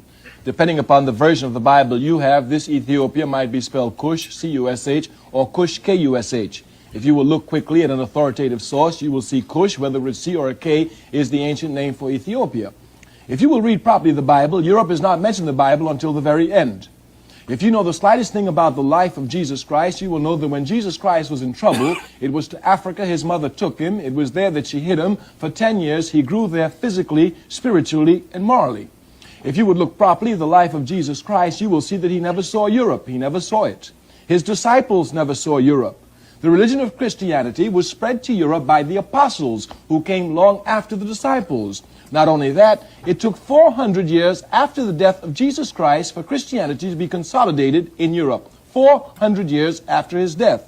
If you would look properly, you would see the first church in the world was in Africa. The first monastery in the world was in Africa. The very intellectual development of the church was a result of Africans. St. Augustine ain't nothing but an African. Consequently, when we say Jesus Christ is not white, we mean exactly that. He could be just about any color, but the one color he definitely could not be is white. As a matter of fact, if you will do the slightest research, this white Jesus that you see they have hanging everywhere is nothing but the uncle of the artist who painted the picture. What's all this Bethlehem and all that business? Yes, but that's not Europe. No. That's not Europe. That's right, Palestine and Africa. It's not. Jesus Christ never went to Europe. He never saw it. If he did, of course, there is some question as to whether or not he died on the cross. After his death, some people say he didn't die, and after his death, he might have gone, but he certainly never went to Europe while he was preaching. He never saw it, neither did his disciples. And he spent 10 years, and even in the Bible says that he had hair like the wool of a lamb. That's what the Bible says. He could not be white. It's impossible. And Christianity did not grow up. Christianity is not authentic to Europe. It's not. It entered Europe from the outside. As a matter of fact, one of the bloodiest histories that mankind has ever seen was to consolidate Christianity inside of Europe. Here's where you had the gladiators, men fighting lions, and everything possible to crush it.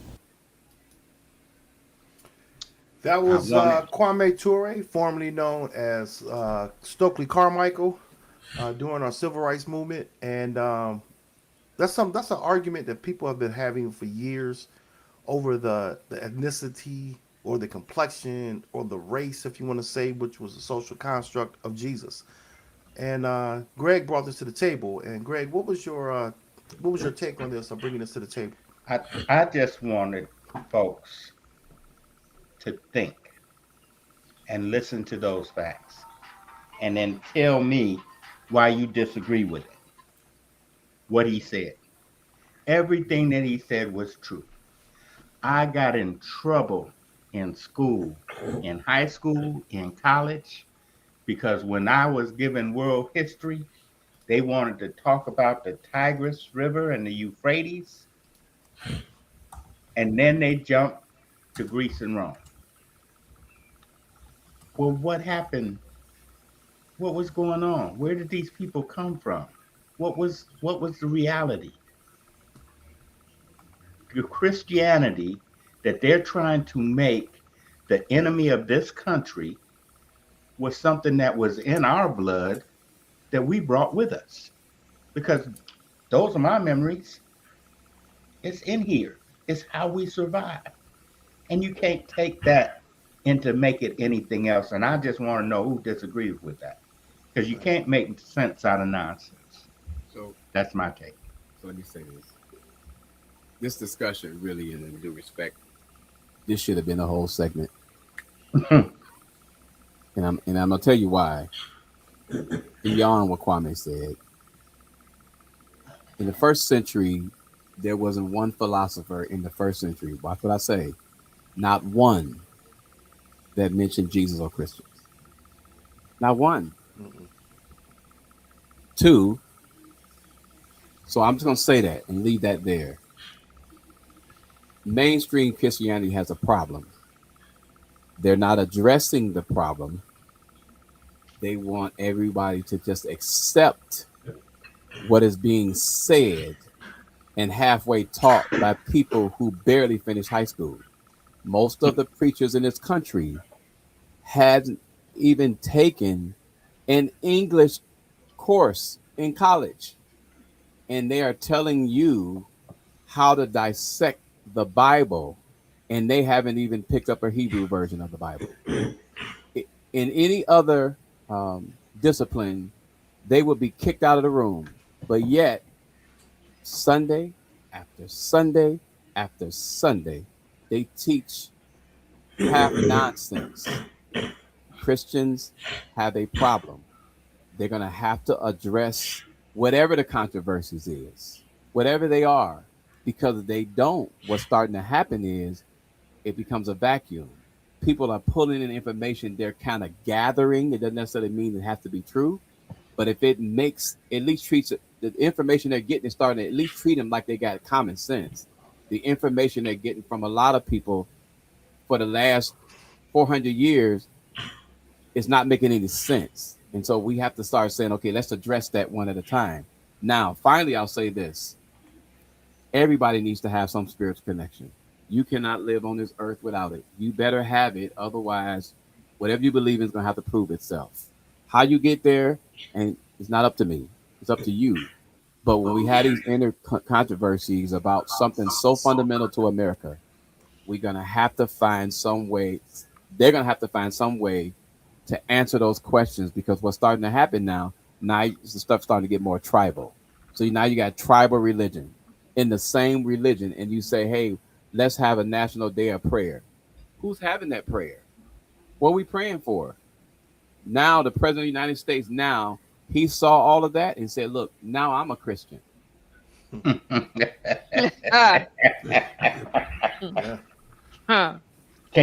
Can't hold the Bible right side up, but I'm a Christian. Look here. Well, he said you need to be saved either. Reading 2 Corinthians.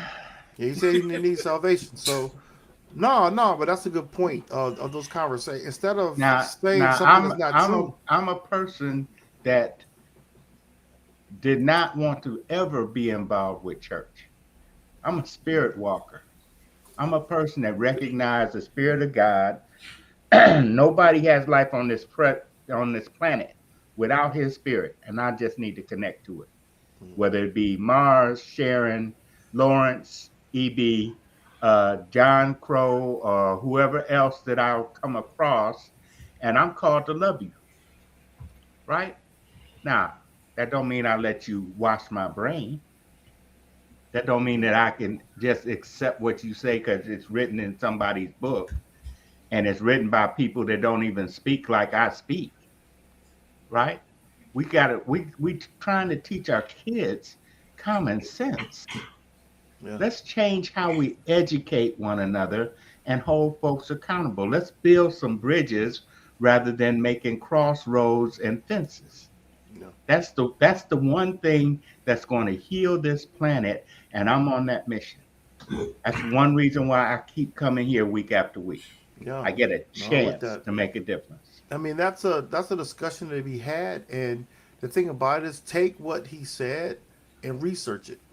That's the part where people get stuck. Oh, that's not true. That's no different. I mean, the guy that interviewed him, I forgot his name.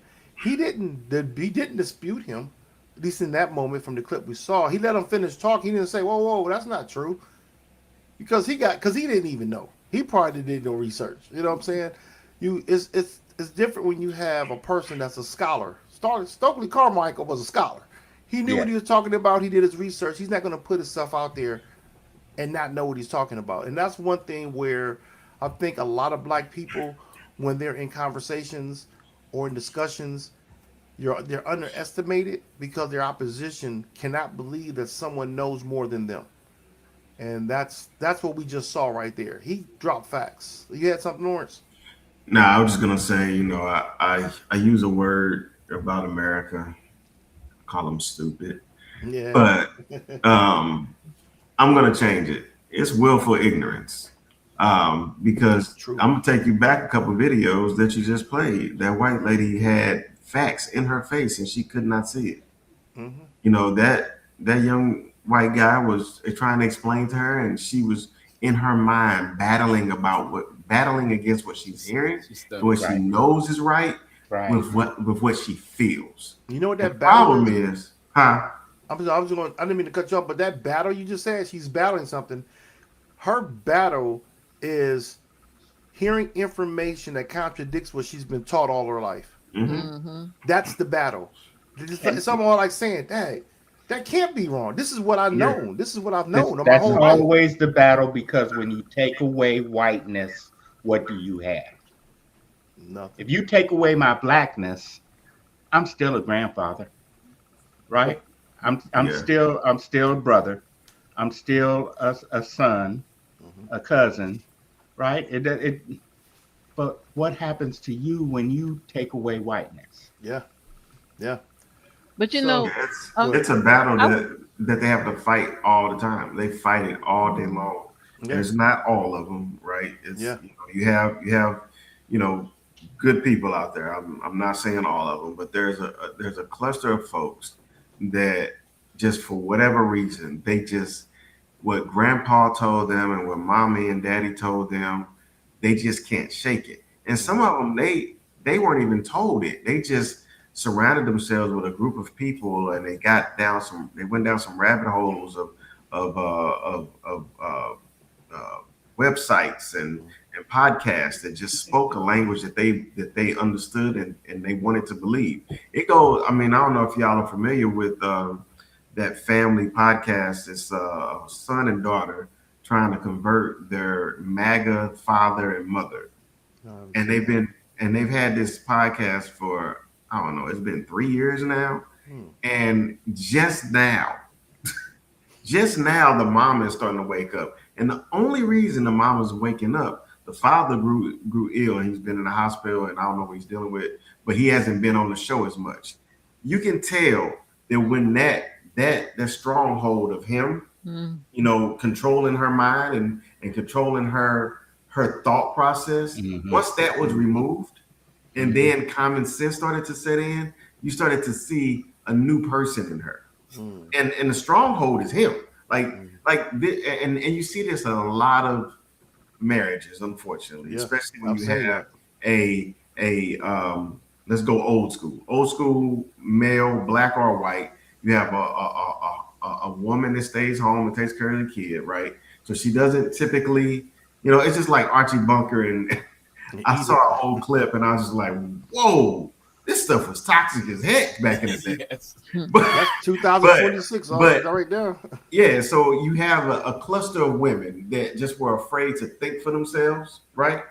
And the man kind of controlled everything that they thought and that they believed.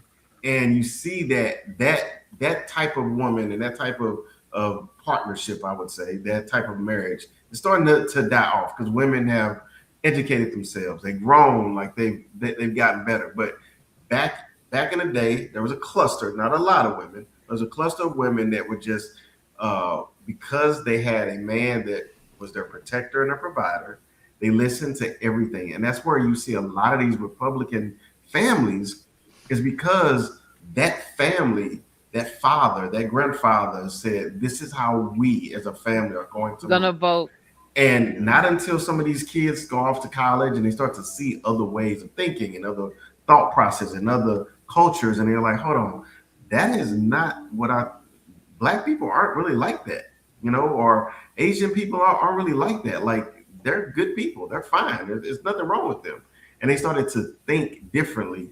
And now once they start to think differently about other people, that they start to bring that into their politics, and they start looking at their politics differently. And like, well, maybe these politics hurt those group of people that I actually like now.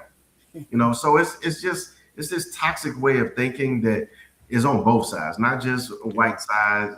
There's Black families that got some toxic stuff. Yeah.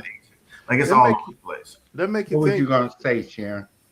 I was just gonna say, Greg, what you said, and then listening to EB, it makes me think of something that I really, really want to do. And you're spot on. I don't think they do it enough in church.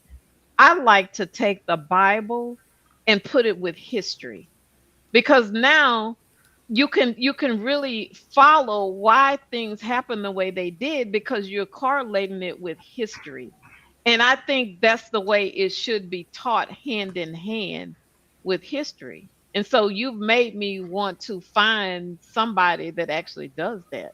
But be very careful, because it's not a historical book. Right. The Bible is not. No, that's not what I mean. I mean, in terms of geographically. Geographically. Yeah, that kind of thing. No, not so much history, but things that were happening in that time, and but their premise is good, right? Because all you're saying the same thing they're saying. We need to match things up. I think. Right. I think everybody, even the most confident people, is scared to do that because they know there's some things that need further explanation, and Yeah, they don't have the controversy. answers, and it'll just push more doubt out, so they think it'll do more harm than help. But guess what it's doing anyway?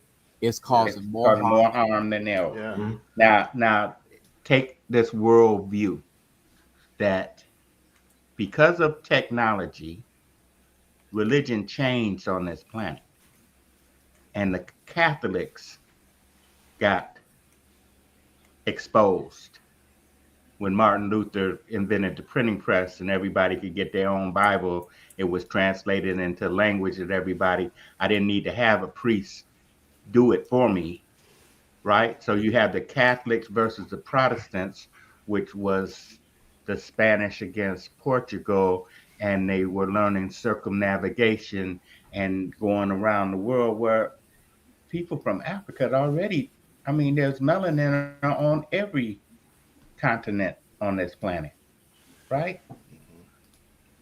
And so they want to say, because you don't think like I do or believe like I believe, then you're a heathen. You don't need to be alive. And that's what's going on in this country right now. Because you don't believe like I believe, you need to be erased. And man, there are more people on this planet. I got something for y'all because y'all got something going, and I do want to, and we're gonna be ending the show in a little bit, but I wanted to bring this because y'all brought something to me. If I could share this screen, let me find it. Share screen. Which one is it? Right here. And I've seen this documentary. It's called Unspoken. Y'all ever heard of Unspoken? Yeah. It's a very deep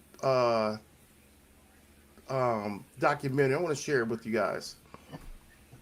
Let me know. Let me see if it'll come up. Can y'all see that? Make sure y'all can hear it.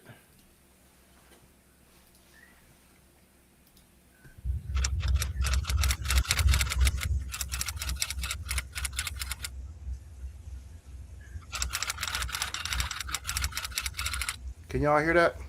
Yeah. Oh, now I can. I think we haven't done a great job of answering this question. Is Christianity the white man's religion? I can understand that concern. Why would you ever, how can you say, yield yourself, to the faith that has been used to perpetuate your oppression? So since I've come to college, I'm not gonna lie, tell people all the time, yeah, I'm not a Christian anymore. If you believe that a spiritual system is on the wrong side of a moral issue, then obviously that's not going to bode well for that spiritual system. And so what we're witnessing is a church that is not only on the margins nationally, but unfortunately, in some respects, it's being pushed to the margins within its own community.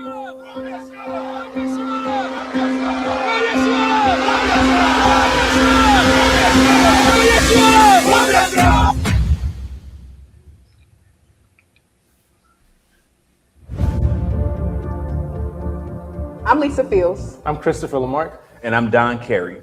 We're the creators of the Unspoken documentary, which is a film that traces the Christian heritage of Africa to dispel the notion of Christianity being a white man's religion. Yes, and this is a vital, vital topic for our day. Many of us have been walking around, meeting people, knowing people who walked away from the church, and they always have this question: is Christianity a white man's religion? I know you probably heard it from your kids that walked away from the faith, your family members, your friends, and you've probably yourself been wrestling with it at times when you see the state of culture today.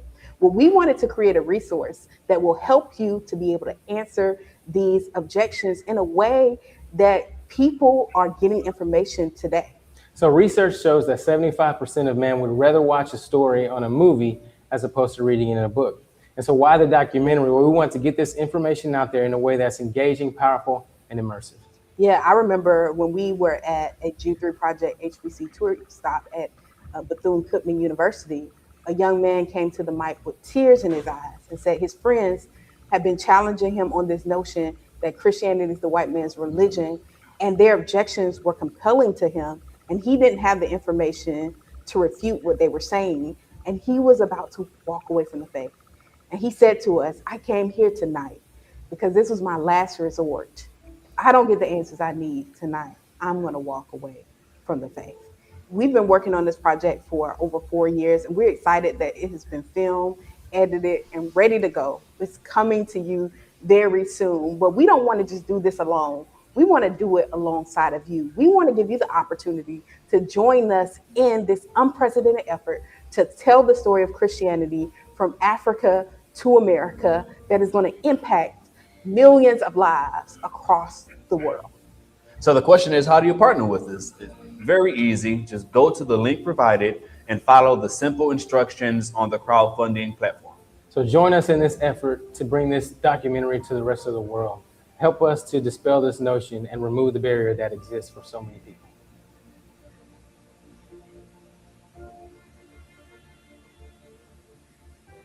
In fairness. So I watched this documentary. It's deep. It's actually on Tubi now. You can see it for free. I think I've just seen it recently on Netflix, maybe, but I know Tubi has it. And I did a whole my own notes, like a whole almost essay of notes on this, the names, everything, for how even the name Trinity came about. I mean everything, and it was all done on African land.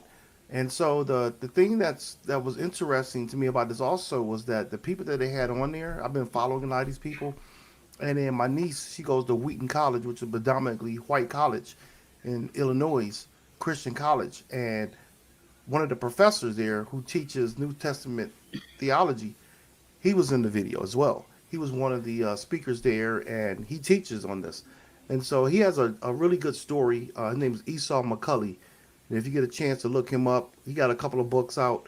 But that changed, not that I doubted what was being said, but now I had documented facts to back up what I believe, which is just from a academic or a scholar standpoint of teaching me on some things. I thought that documentary was really great. Anybody any comments? So Egypto, Egypto was renamed by the Greeks, right? Most of us didn't know that Egypt is where? In Africa. In Africa. The fact that ignorance has been perpetuated for a long time is a problem for people. My background is in sociology. I got a degree in sociology. That's my background. There's still a problem. And so when I see these 3 black kids trying to explain something, it's challenging even for people like me, because they're starting their I think the assumption is that people are struggling with it because they only struggling because they think it's a white man. It's not why smart people are challenging. I got some young people that just take me to a lot of stuff, right? They're challenging it is because we're sounding, we're acting, and we're practicing just like the oppressor. That could have been 3 white kids. There was nothing they said just there that would be convincing a black person that no, this is not. They was supposed to admit that, right? If I go watch the documentary, what is it going to tell me? Well, it's going to tell you a whole lot, because those were the directors. Those aren't the teachers in the documentary. Sure, they have scholars and teachers and researchers who scholars travel from where. That's what I'm saying. I think the discussion needs to be more broader. Well, that's why I brought it up. I'm like, you got to look at it first, then say, okay, those people don't know what they're talking about, or they're misinformed. No, I would never say that. Well, what I'm saying is that the argument is, because you said those 3 people didn't tell you anything. Well, those aren't the people that's in the documentary that's telling the story, is what I'm saying. They're just the people who built the project, Jude 3. They're the organizers of the organization, and then they brought the people in who are educated enough to know about what we're talking about. I guess my frustration is this.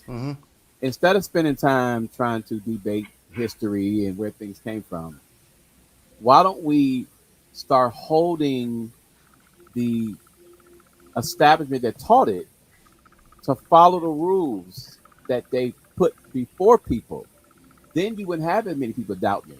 Because right? there are no rules, EB. But listen, but very careful. It has to be rules. By whom? Every time, who's Because making the rules, EB? Okay. The people that's making the rules that I have to deal with are the same ones that keep changing the rules, moving the goalposts, evolving, reflexing, and trying to keep me Do separated. you guys know from why knowledge. people voted for Trump? Black people voted for Trump? Yeah. Ignorance. No, because they thought he was going to give them the Christian view of America. That's No, what they said. they in the thought summer. they was I ain't chasing never a heard that. dollar. They want everybody that's abortion. hanging around Trump. Black people are more conservative than most people think. Abortion, Yeah, they are conservative. What gay, makes them any different? What makes them any different than Democratic Christians? But what I'm saying is, there's a big difference. There's a big difference. But 14, he's got the largest amount of black vote than any other Republican in the history of the presidency. And it was still small. But that's 14. That's a lot of people. No, that's no, a lot no. of black people. It was so 80. Listen. We are not going to get through this like this. But I'm just going to say this. There is. I'm 59, right? And I've served as an assistant pastor. I've served as an elder. I've served all that. I've taught classes in one of the largest churches here. I started the ministry there. I started the youth ministry there.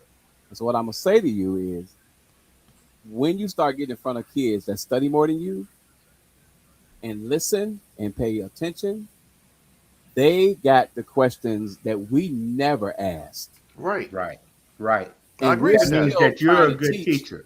That means you're a good teacher. We're starting to teach some other stuff. This ain't the problem.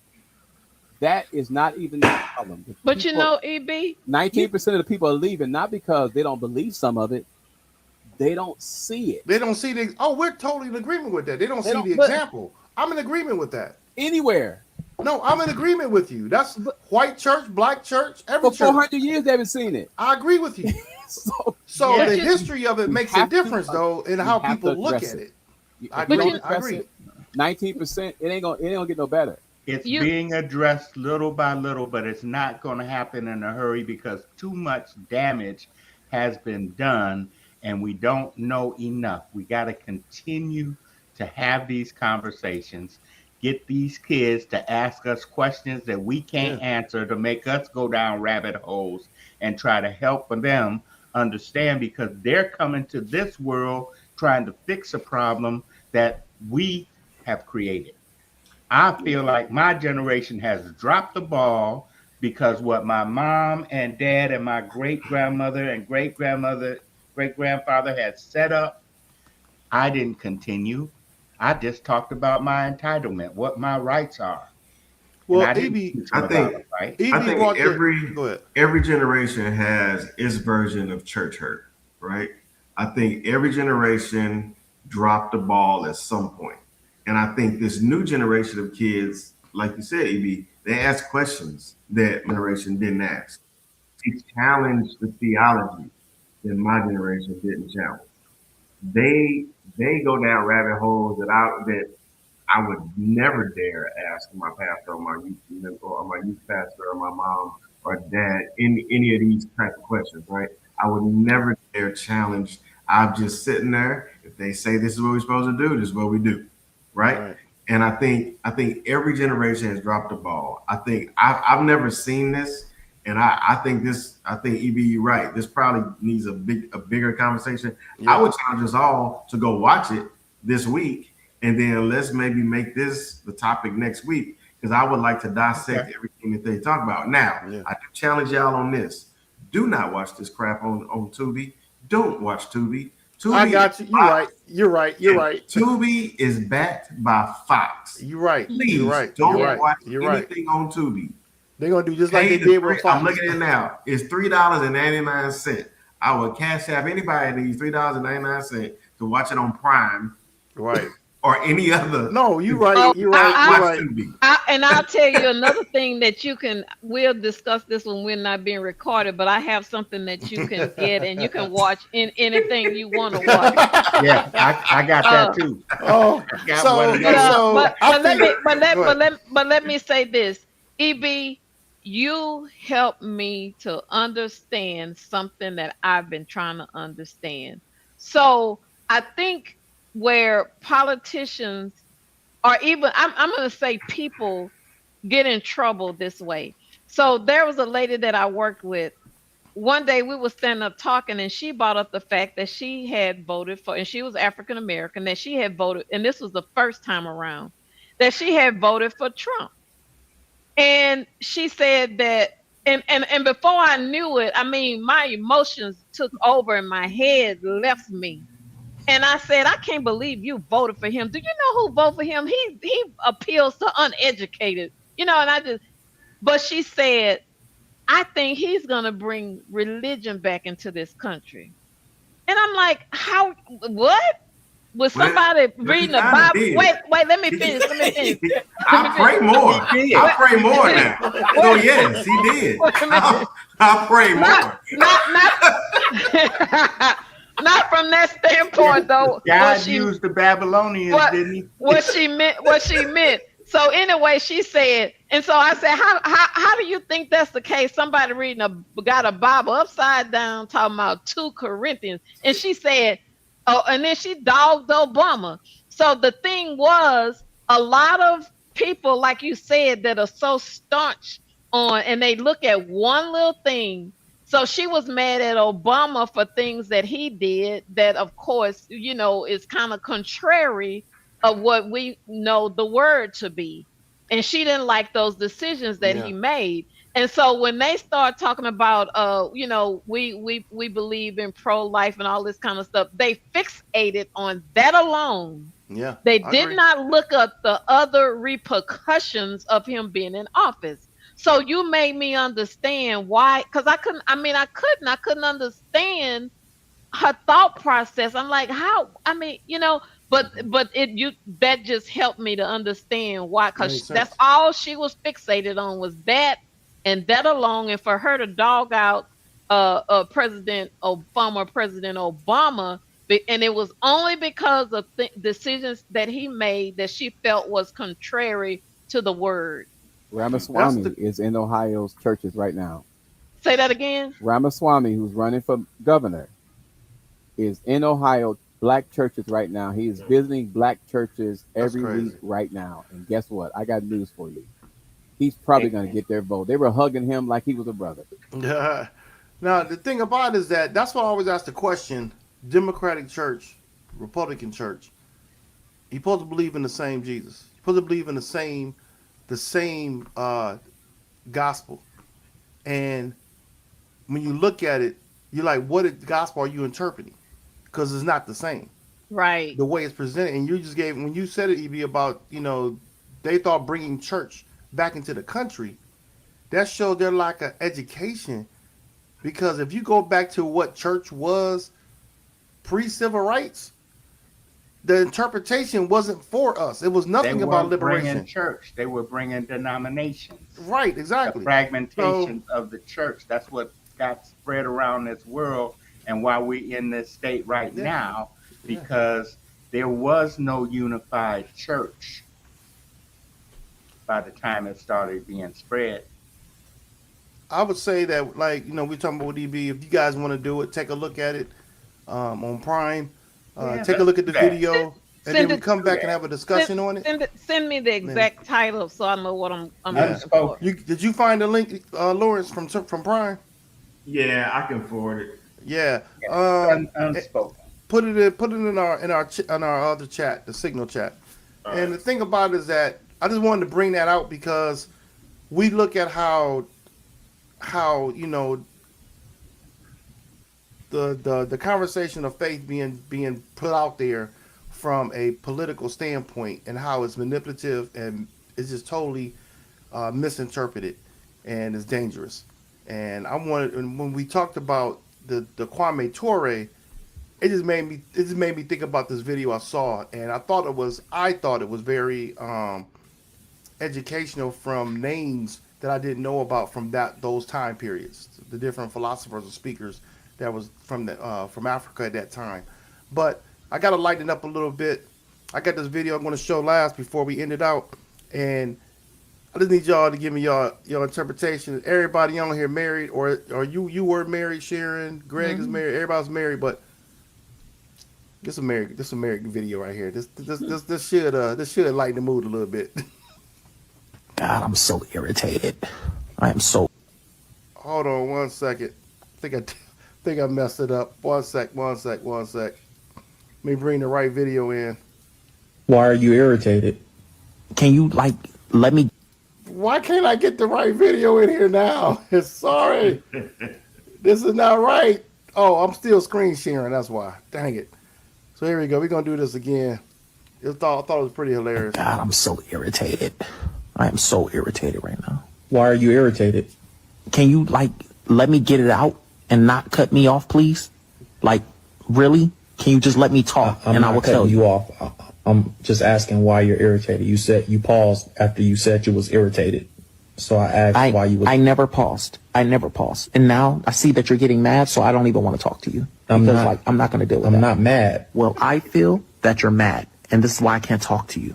You can talk to me. No, I clearly can't. I was just asking why you were irritated. I didn't. You were asking, and then you cut me off when I was trying to tell you. But now I never cut you off. You did cut me off, and I don't want to talk about it anymore. I never cut you off, though. You did cut me off, and I was trying to tell you, but now I see that you're gonna get mad and cut me off, so I can't tell you anything now. It's fine. All I asked was why you was irritated. I was trying to be supportive. I was trying to. Well, now it is what it is.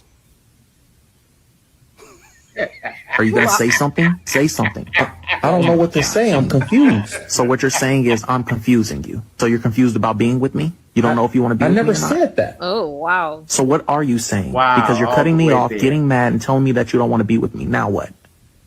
What else? Oh, bro. So He needs to. Oh, go ahead. Let me bring some context to this video now. This video was sent to me by my wife. And my wife said, I'm sorry. So I told her, I said, so this was like looking in the mirror moment, huh? She was like, yes. So I said, because I asked her, I said, let me find a video that I always bring a little video at the end to give people's responses. So give me something. I know EB got something for me. My head hurt. My wife's a silencer. She's the silencer. She shuts down. She'll say it one time, and she just. We're not gonna go back and forth like that anyway, because my brain don't work that way. I'm like, you start talking, you're talking to the wall. I know the feeling. I'm a female, and I couldn't deal with that. So you didn't do that. You know what? No. If she had a drink in her hand. No. You know what? When I was married, honestly, I didn't. Because at that time, I was very young. I married right out of college, and I was very submissive. So a lot of times, I was not, my needs were not met because I just, I didn't express. And then towards the end, I started, because we stayed married for 13 years. So toward the end, I started to be a little bit more, trying to get us to work together. But at the beginning, no, because I just, he was the type, whatever I say goes, and so, but over time that gets to be a little distasteful, if you understand what I mean. Makes sense. That makes sense. But it is like when you ask somebody, like, what's wrong? Nothing's wrong. And then he just being concerned. Like I just want to be concerned, So, but I can see in your face, y'all ain't gonna say nothing. But I definitely get it. I mean, like I said, I'm a female, and I couldn't deal with that. And I'm like, brother, I would say, you know what? I'll be right back. And if I was him, I'd leave. I'd be in another bedroom. I'm sorry. I was raised by parents who did not argue. Mm-hmm. Right? My dad would say, I'm the king of this castle. My mom would immediately say, but I'm the queen. And they didn't argue. Right? I can't get there.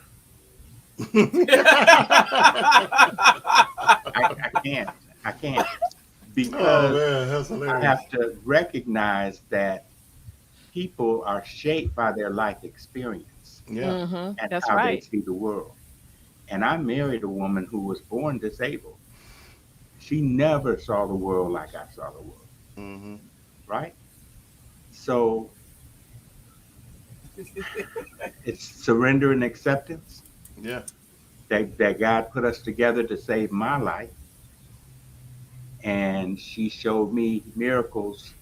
And you see a lady in a wheelchair that's running the household. And, hey, Yeah. but our argument, our argument is that you can't tell me how to be a man.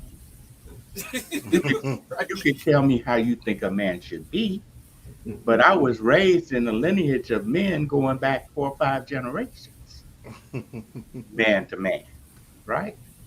So I see the world differently, Yeah. but I have to accept that, when I made that commitment. Gotcha. And so that's where I am. But that's hilarious. It is. It's like why they gotta sound like a male. I want that link because I It was will probably share it one with her. person doing both parts. Probably. Oh, It okay. was a Okay. video. It was just a comical video, Okay. but it I made think I sense. saw that. I think I had seen that video. It made sense because again, a man just wanted to solve the problem. Like, what's wrong? And, Well, the problem I saw there is that they couldn't, they weren't eye to eye, so to speak. They weren't even speaking on the same language, so they were never gonna understand each other because they weren't talking the same language. Yeah, I agree. I said the same thing right before the show started. My wife was trying to explain something to me, and I'm looking at her, and I'm just like, I don't know what you're talking about. She's looking at me like, You ought to know. You don't, yeah, like, I don't understand why you don't understand. I was like, you know what? In this moment, I realized me and you two, we are totally different. Yeah. Yeah. Like, I think I know what you're trying to say, but it don't sound like what you're saying. So, yeah, I've learned a lot of patience. I'm sure she's learning a lot of patience too, because we different. I've just learned not to respond as quick. I try not to because I am a quick responder. I'm quick with my lip. I'm like, what do you call it?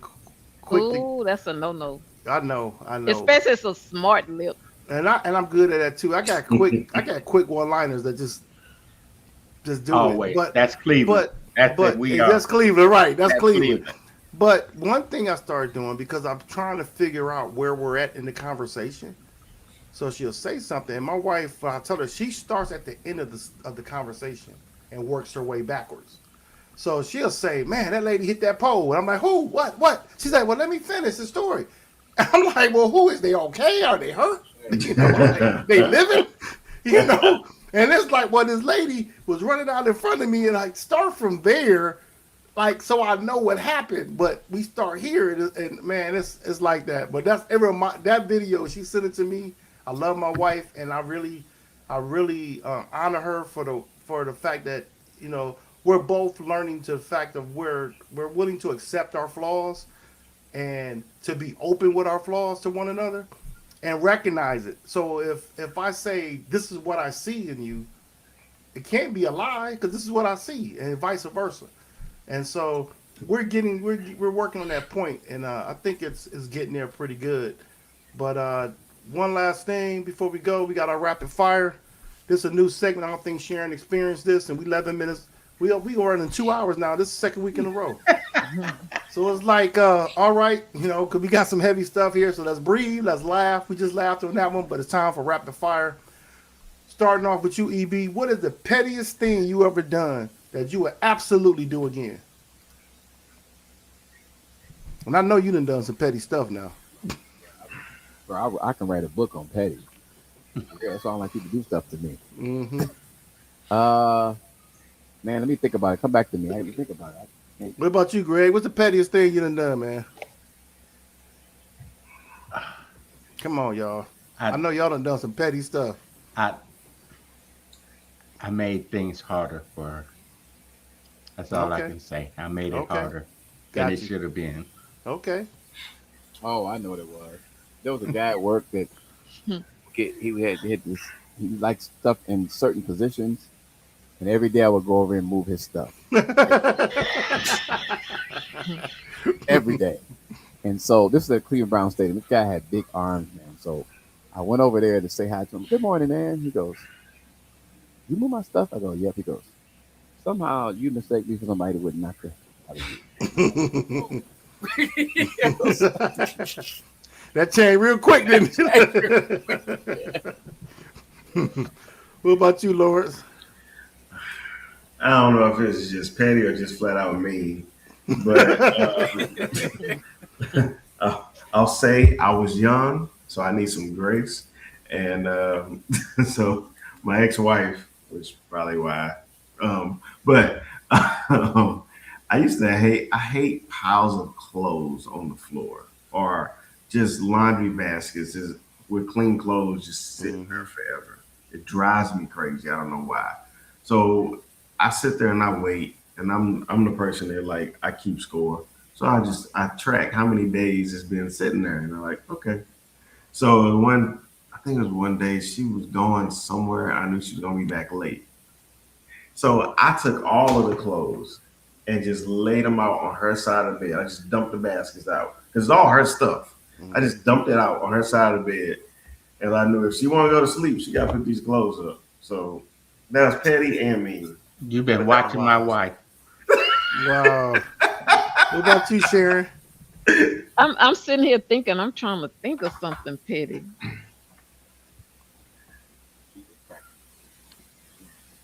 Who's the last girlfriend you was mad at? See, I don't have too many girlfriends. Yeah. Okay. But that's probably I'm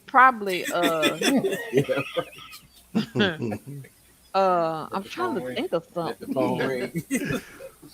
Oh man, I'll let you think about it. But one of my pettiest moments, I had this one friend who didn't drive, and we was like, I was like 19 at the time, and I had a 2-seater. I had a little Honda CRX, and so, I come home from work, and it's like literally, I come home from work, I come in the house, and I like knock at the door, and I'm like, "What's up?" He's like, "Yeah, man, what's up, man? I just came by to see where you going tonight."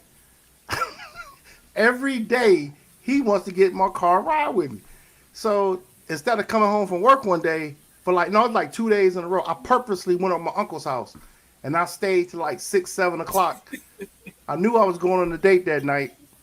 I wait, because I figure he ain't gonna stay. If I ain't there, he ain't gonna come by if he don't see my car. So then I go home, get dressed, and I, go out where I was going. One time I went out. It was like that Friday. It was this club called, y'all know where Vales is at, downtown, down on the Circle. So I didn't come straight home. Went on my uncle's house, came back, got dressed, took this girl out to Vales. Who I see, the dude that want to ride with me. He was like, "Oh man, why? What about me, man? You ain't come." I got a 2-seater, dog. But I was petty because instead of just telling them, man, I just didn't want, you don't want to be the bad guy. And I was like, I didn't want to say, "Man, will you stop coming over every day?" But he would come over like every day. But yeah, he found somebody else to take him. But yeah, that was one of the pettiest things. He's like, I wasted 2 hours out of my day with my uncle. You know what I'm saying? Just so I ain't got to see this dude. You find something, Sharon? I'm serious. I cannot think of anything. Well, I got the next one for you then. If you had to give up one forever, that's seasoning or air conditioning, choose and defend yourself. Go on, Sharon. If I had to give a what? Seasoning on food, seasoning or air conditioning. Would I give up the seasoning or the air conditioning? Yeah. Why? Ooh. Which one and why? I probably would have to give up the seasoning because I cannot sleep when I'm hot. So that's because you in Texas. Yeah, I can't deal without the air conditioning. Been there, done that. It was hard. What about you, Greg? I'd give up the seasoning because I can make flavors. It is season itself when I cook it. Okay. What about you, Lawrence? It depends on where I'm at. Now, if I'm in Texas, seasoning all day. But if I'm like in Iowa or Pittsburgh, where it's hot but it's not too hot, I can just open up the window. Then I'll give up, the AC because it's not too hot. But down here, oh no, Giving up the seasoning. What about you, EB? Seasoning. Seasoning. Yeah, I probably do the same. I went outside today and I was like, man, whoo! I thought I burned up out there or something. It's just like it was hot. It was Last 60 one, y'all. degrees. Nice You breeze. know what? If you don't mind me going back, I got the pettiness now. What you got? So I graduated from Grambling, and I have two twin brothers that are my first cousins. They graduated from Southern. Yeah. So there was a time that Grambling, if you know anything about that history, Grambling always beat Southern. And so one year, and so we always meet at my aunt's house where they grew up in the country. So one year Grambling had won. I got all kind of pictures, and I started from the carport and went all the way through the house with pictures about how Grambling beat Southern. Okay, so I don't care where they walked, they saw it. So then the next time I took those same pictures and I made placemats out of them. But I flipped them. Petty. But I flipped them upside down. And so when we were sitting down to eat, I said, "Why y'all got my placemats turned upside down? Turn them over." So when they turned them over, they were those same pictures where I was talking about how Grambling had beat Southern. So now we got this battle going. So then my cousin played in the band at Southern. So he painted this picture of a Southern drum major and put it up in the kitchen. So the next time there's a guy that I know at Grambling that's an artist, and he painted a picture of Grambling's band as a fundraiser. So I bought that picture, framed it, put the author, a picture of the author and all his history, framed it, and I put that on the wall. The next time we went down there, my cousin actually had some curtains made for the kitchen in Southern's baby blue and Southern band stuff on the kitchen curtains. Okay, the next time I bought a clock that's a Grambling clock and put on the wall. So the last thing, my cousin went and got a jaguar head and put up on the wall. Then I got another sign that says, everybody in this house is a Grambling fan. And the last thing I did, I forgot what he came back with something, but the last thing I did, I ordered, those big flags that you see people put the flag pole on the house, and it's a big flag. So one year we all went down there for Thanksgiving, and the weekend after Thanksgiving is when Grambling plays Southern every year. So when they drove up to the house, they had this big Grambling flag on the house. So that is, when I say petty, that is my petty. I think you got us all beat on that one because you spent some money. I did. No, it ain't over. Right. It ain't over. It's not. I got to come up with something else. It's got to be bad, though. So here's the last one. If your last 5 internet searches were read out loud on this show right now, how much trouble would you be in? Scale of 1 to 10. If your last what? Last 5 internet searches was read out loud on the show right now, how much trouble would you be in on a scale from 1 to 10? Zero. Too old for that. Oh yeah. I know I had a lot of racist stuff on my page calling out racist. So if they'll get over it. That's still not no trouble. No, I'm just joking. No, same thing here. That was just one of the questions I just pulled up, just random questions. But with that being said, we had a good show today. We had some good laughs. It was had good. some good conversations. We'll try to have these clips ready for you all by tomorrow. And any last comments from anybody? Check on the elders. Look out for the kids. School's in session. And remember, 2 things can be true at the same time. Yep. Leave your emotions next week. Anybody else? No, we have to be off recording for this comment. So. Okay. Well, y'all take it easy. Catch y'all next Monday on Grit, Grace, and Progress. All right. Peace. Peace. Yo. GGP, y'all ready? Welcome to the space where the truth gets spoken. Trap snares popping, hands up, energy open. Where the chains get broken and the culture stays golden. We move with grit, say grit. We rise with grace, say grits. We push for progress. Progress. No justice. No sleep. Snare snapping. Keep that bounce alive. Unapologetic, black, unfiltered, unshaken. We the future in motion, history in the making. Let's go! Every step, every voice, every beat that we speak. We the rhythm of the people rising week after week. From the block to the ballot, the mic to the streets. We bring fire to the system till the mission's complete. Turn it up, let it hit, let it rise in your chest. This is power, this is purpose, yo, we won't rest.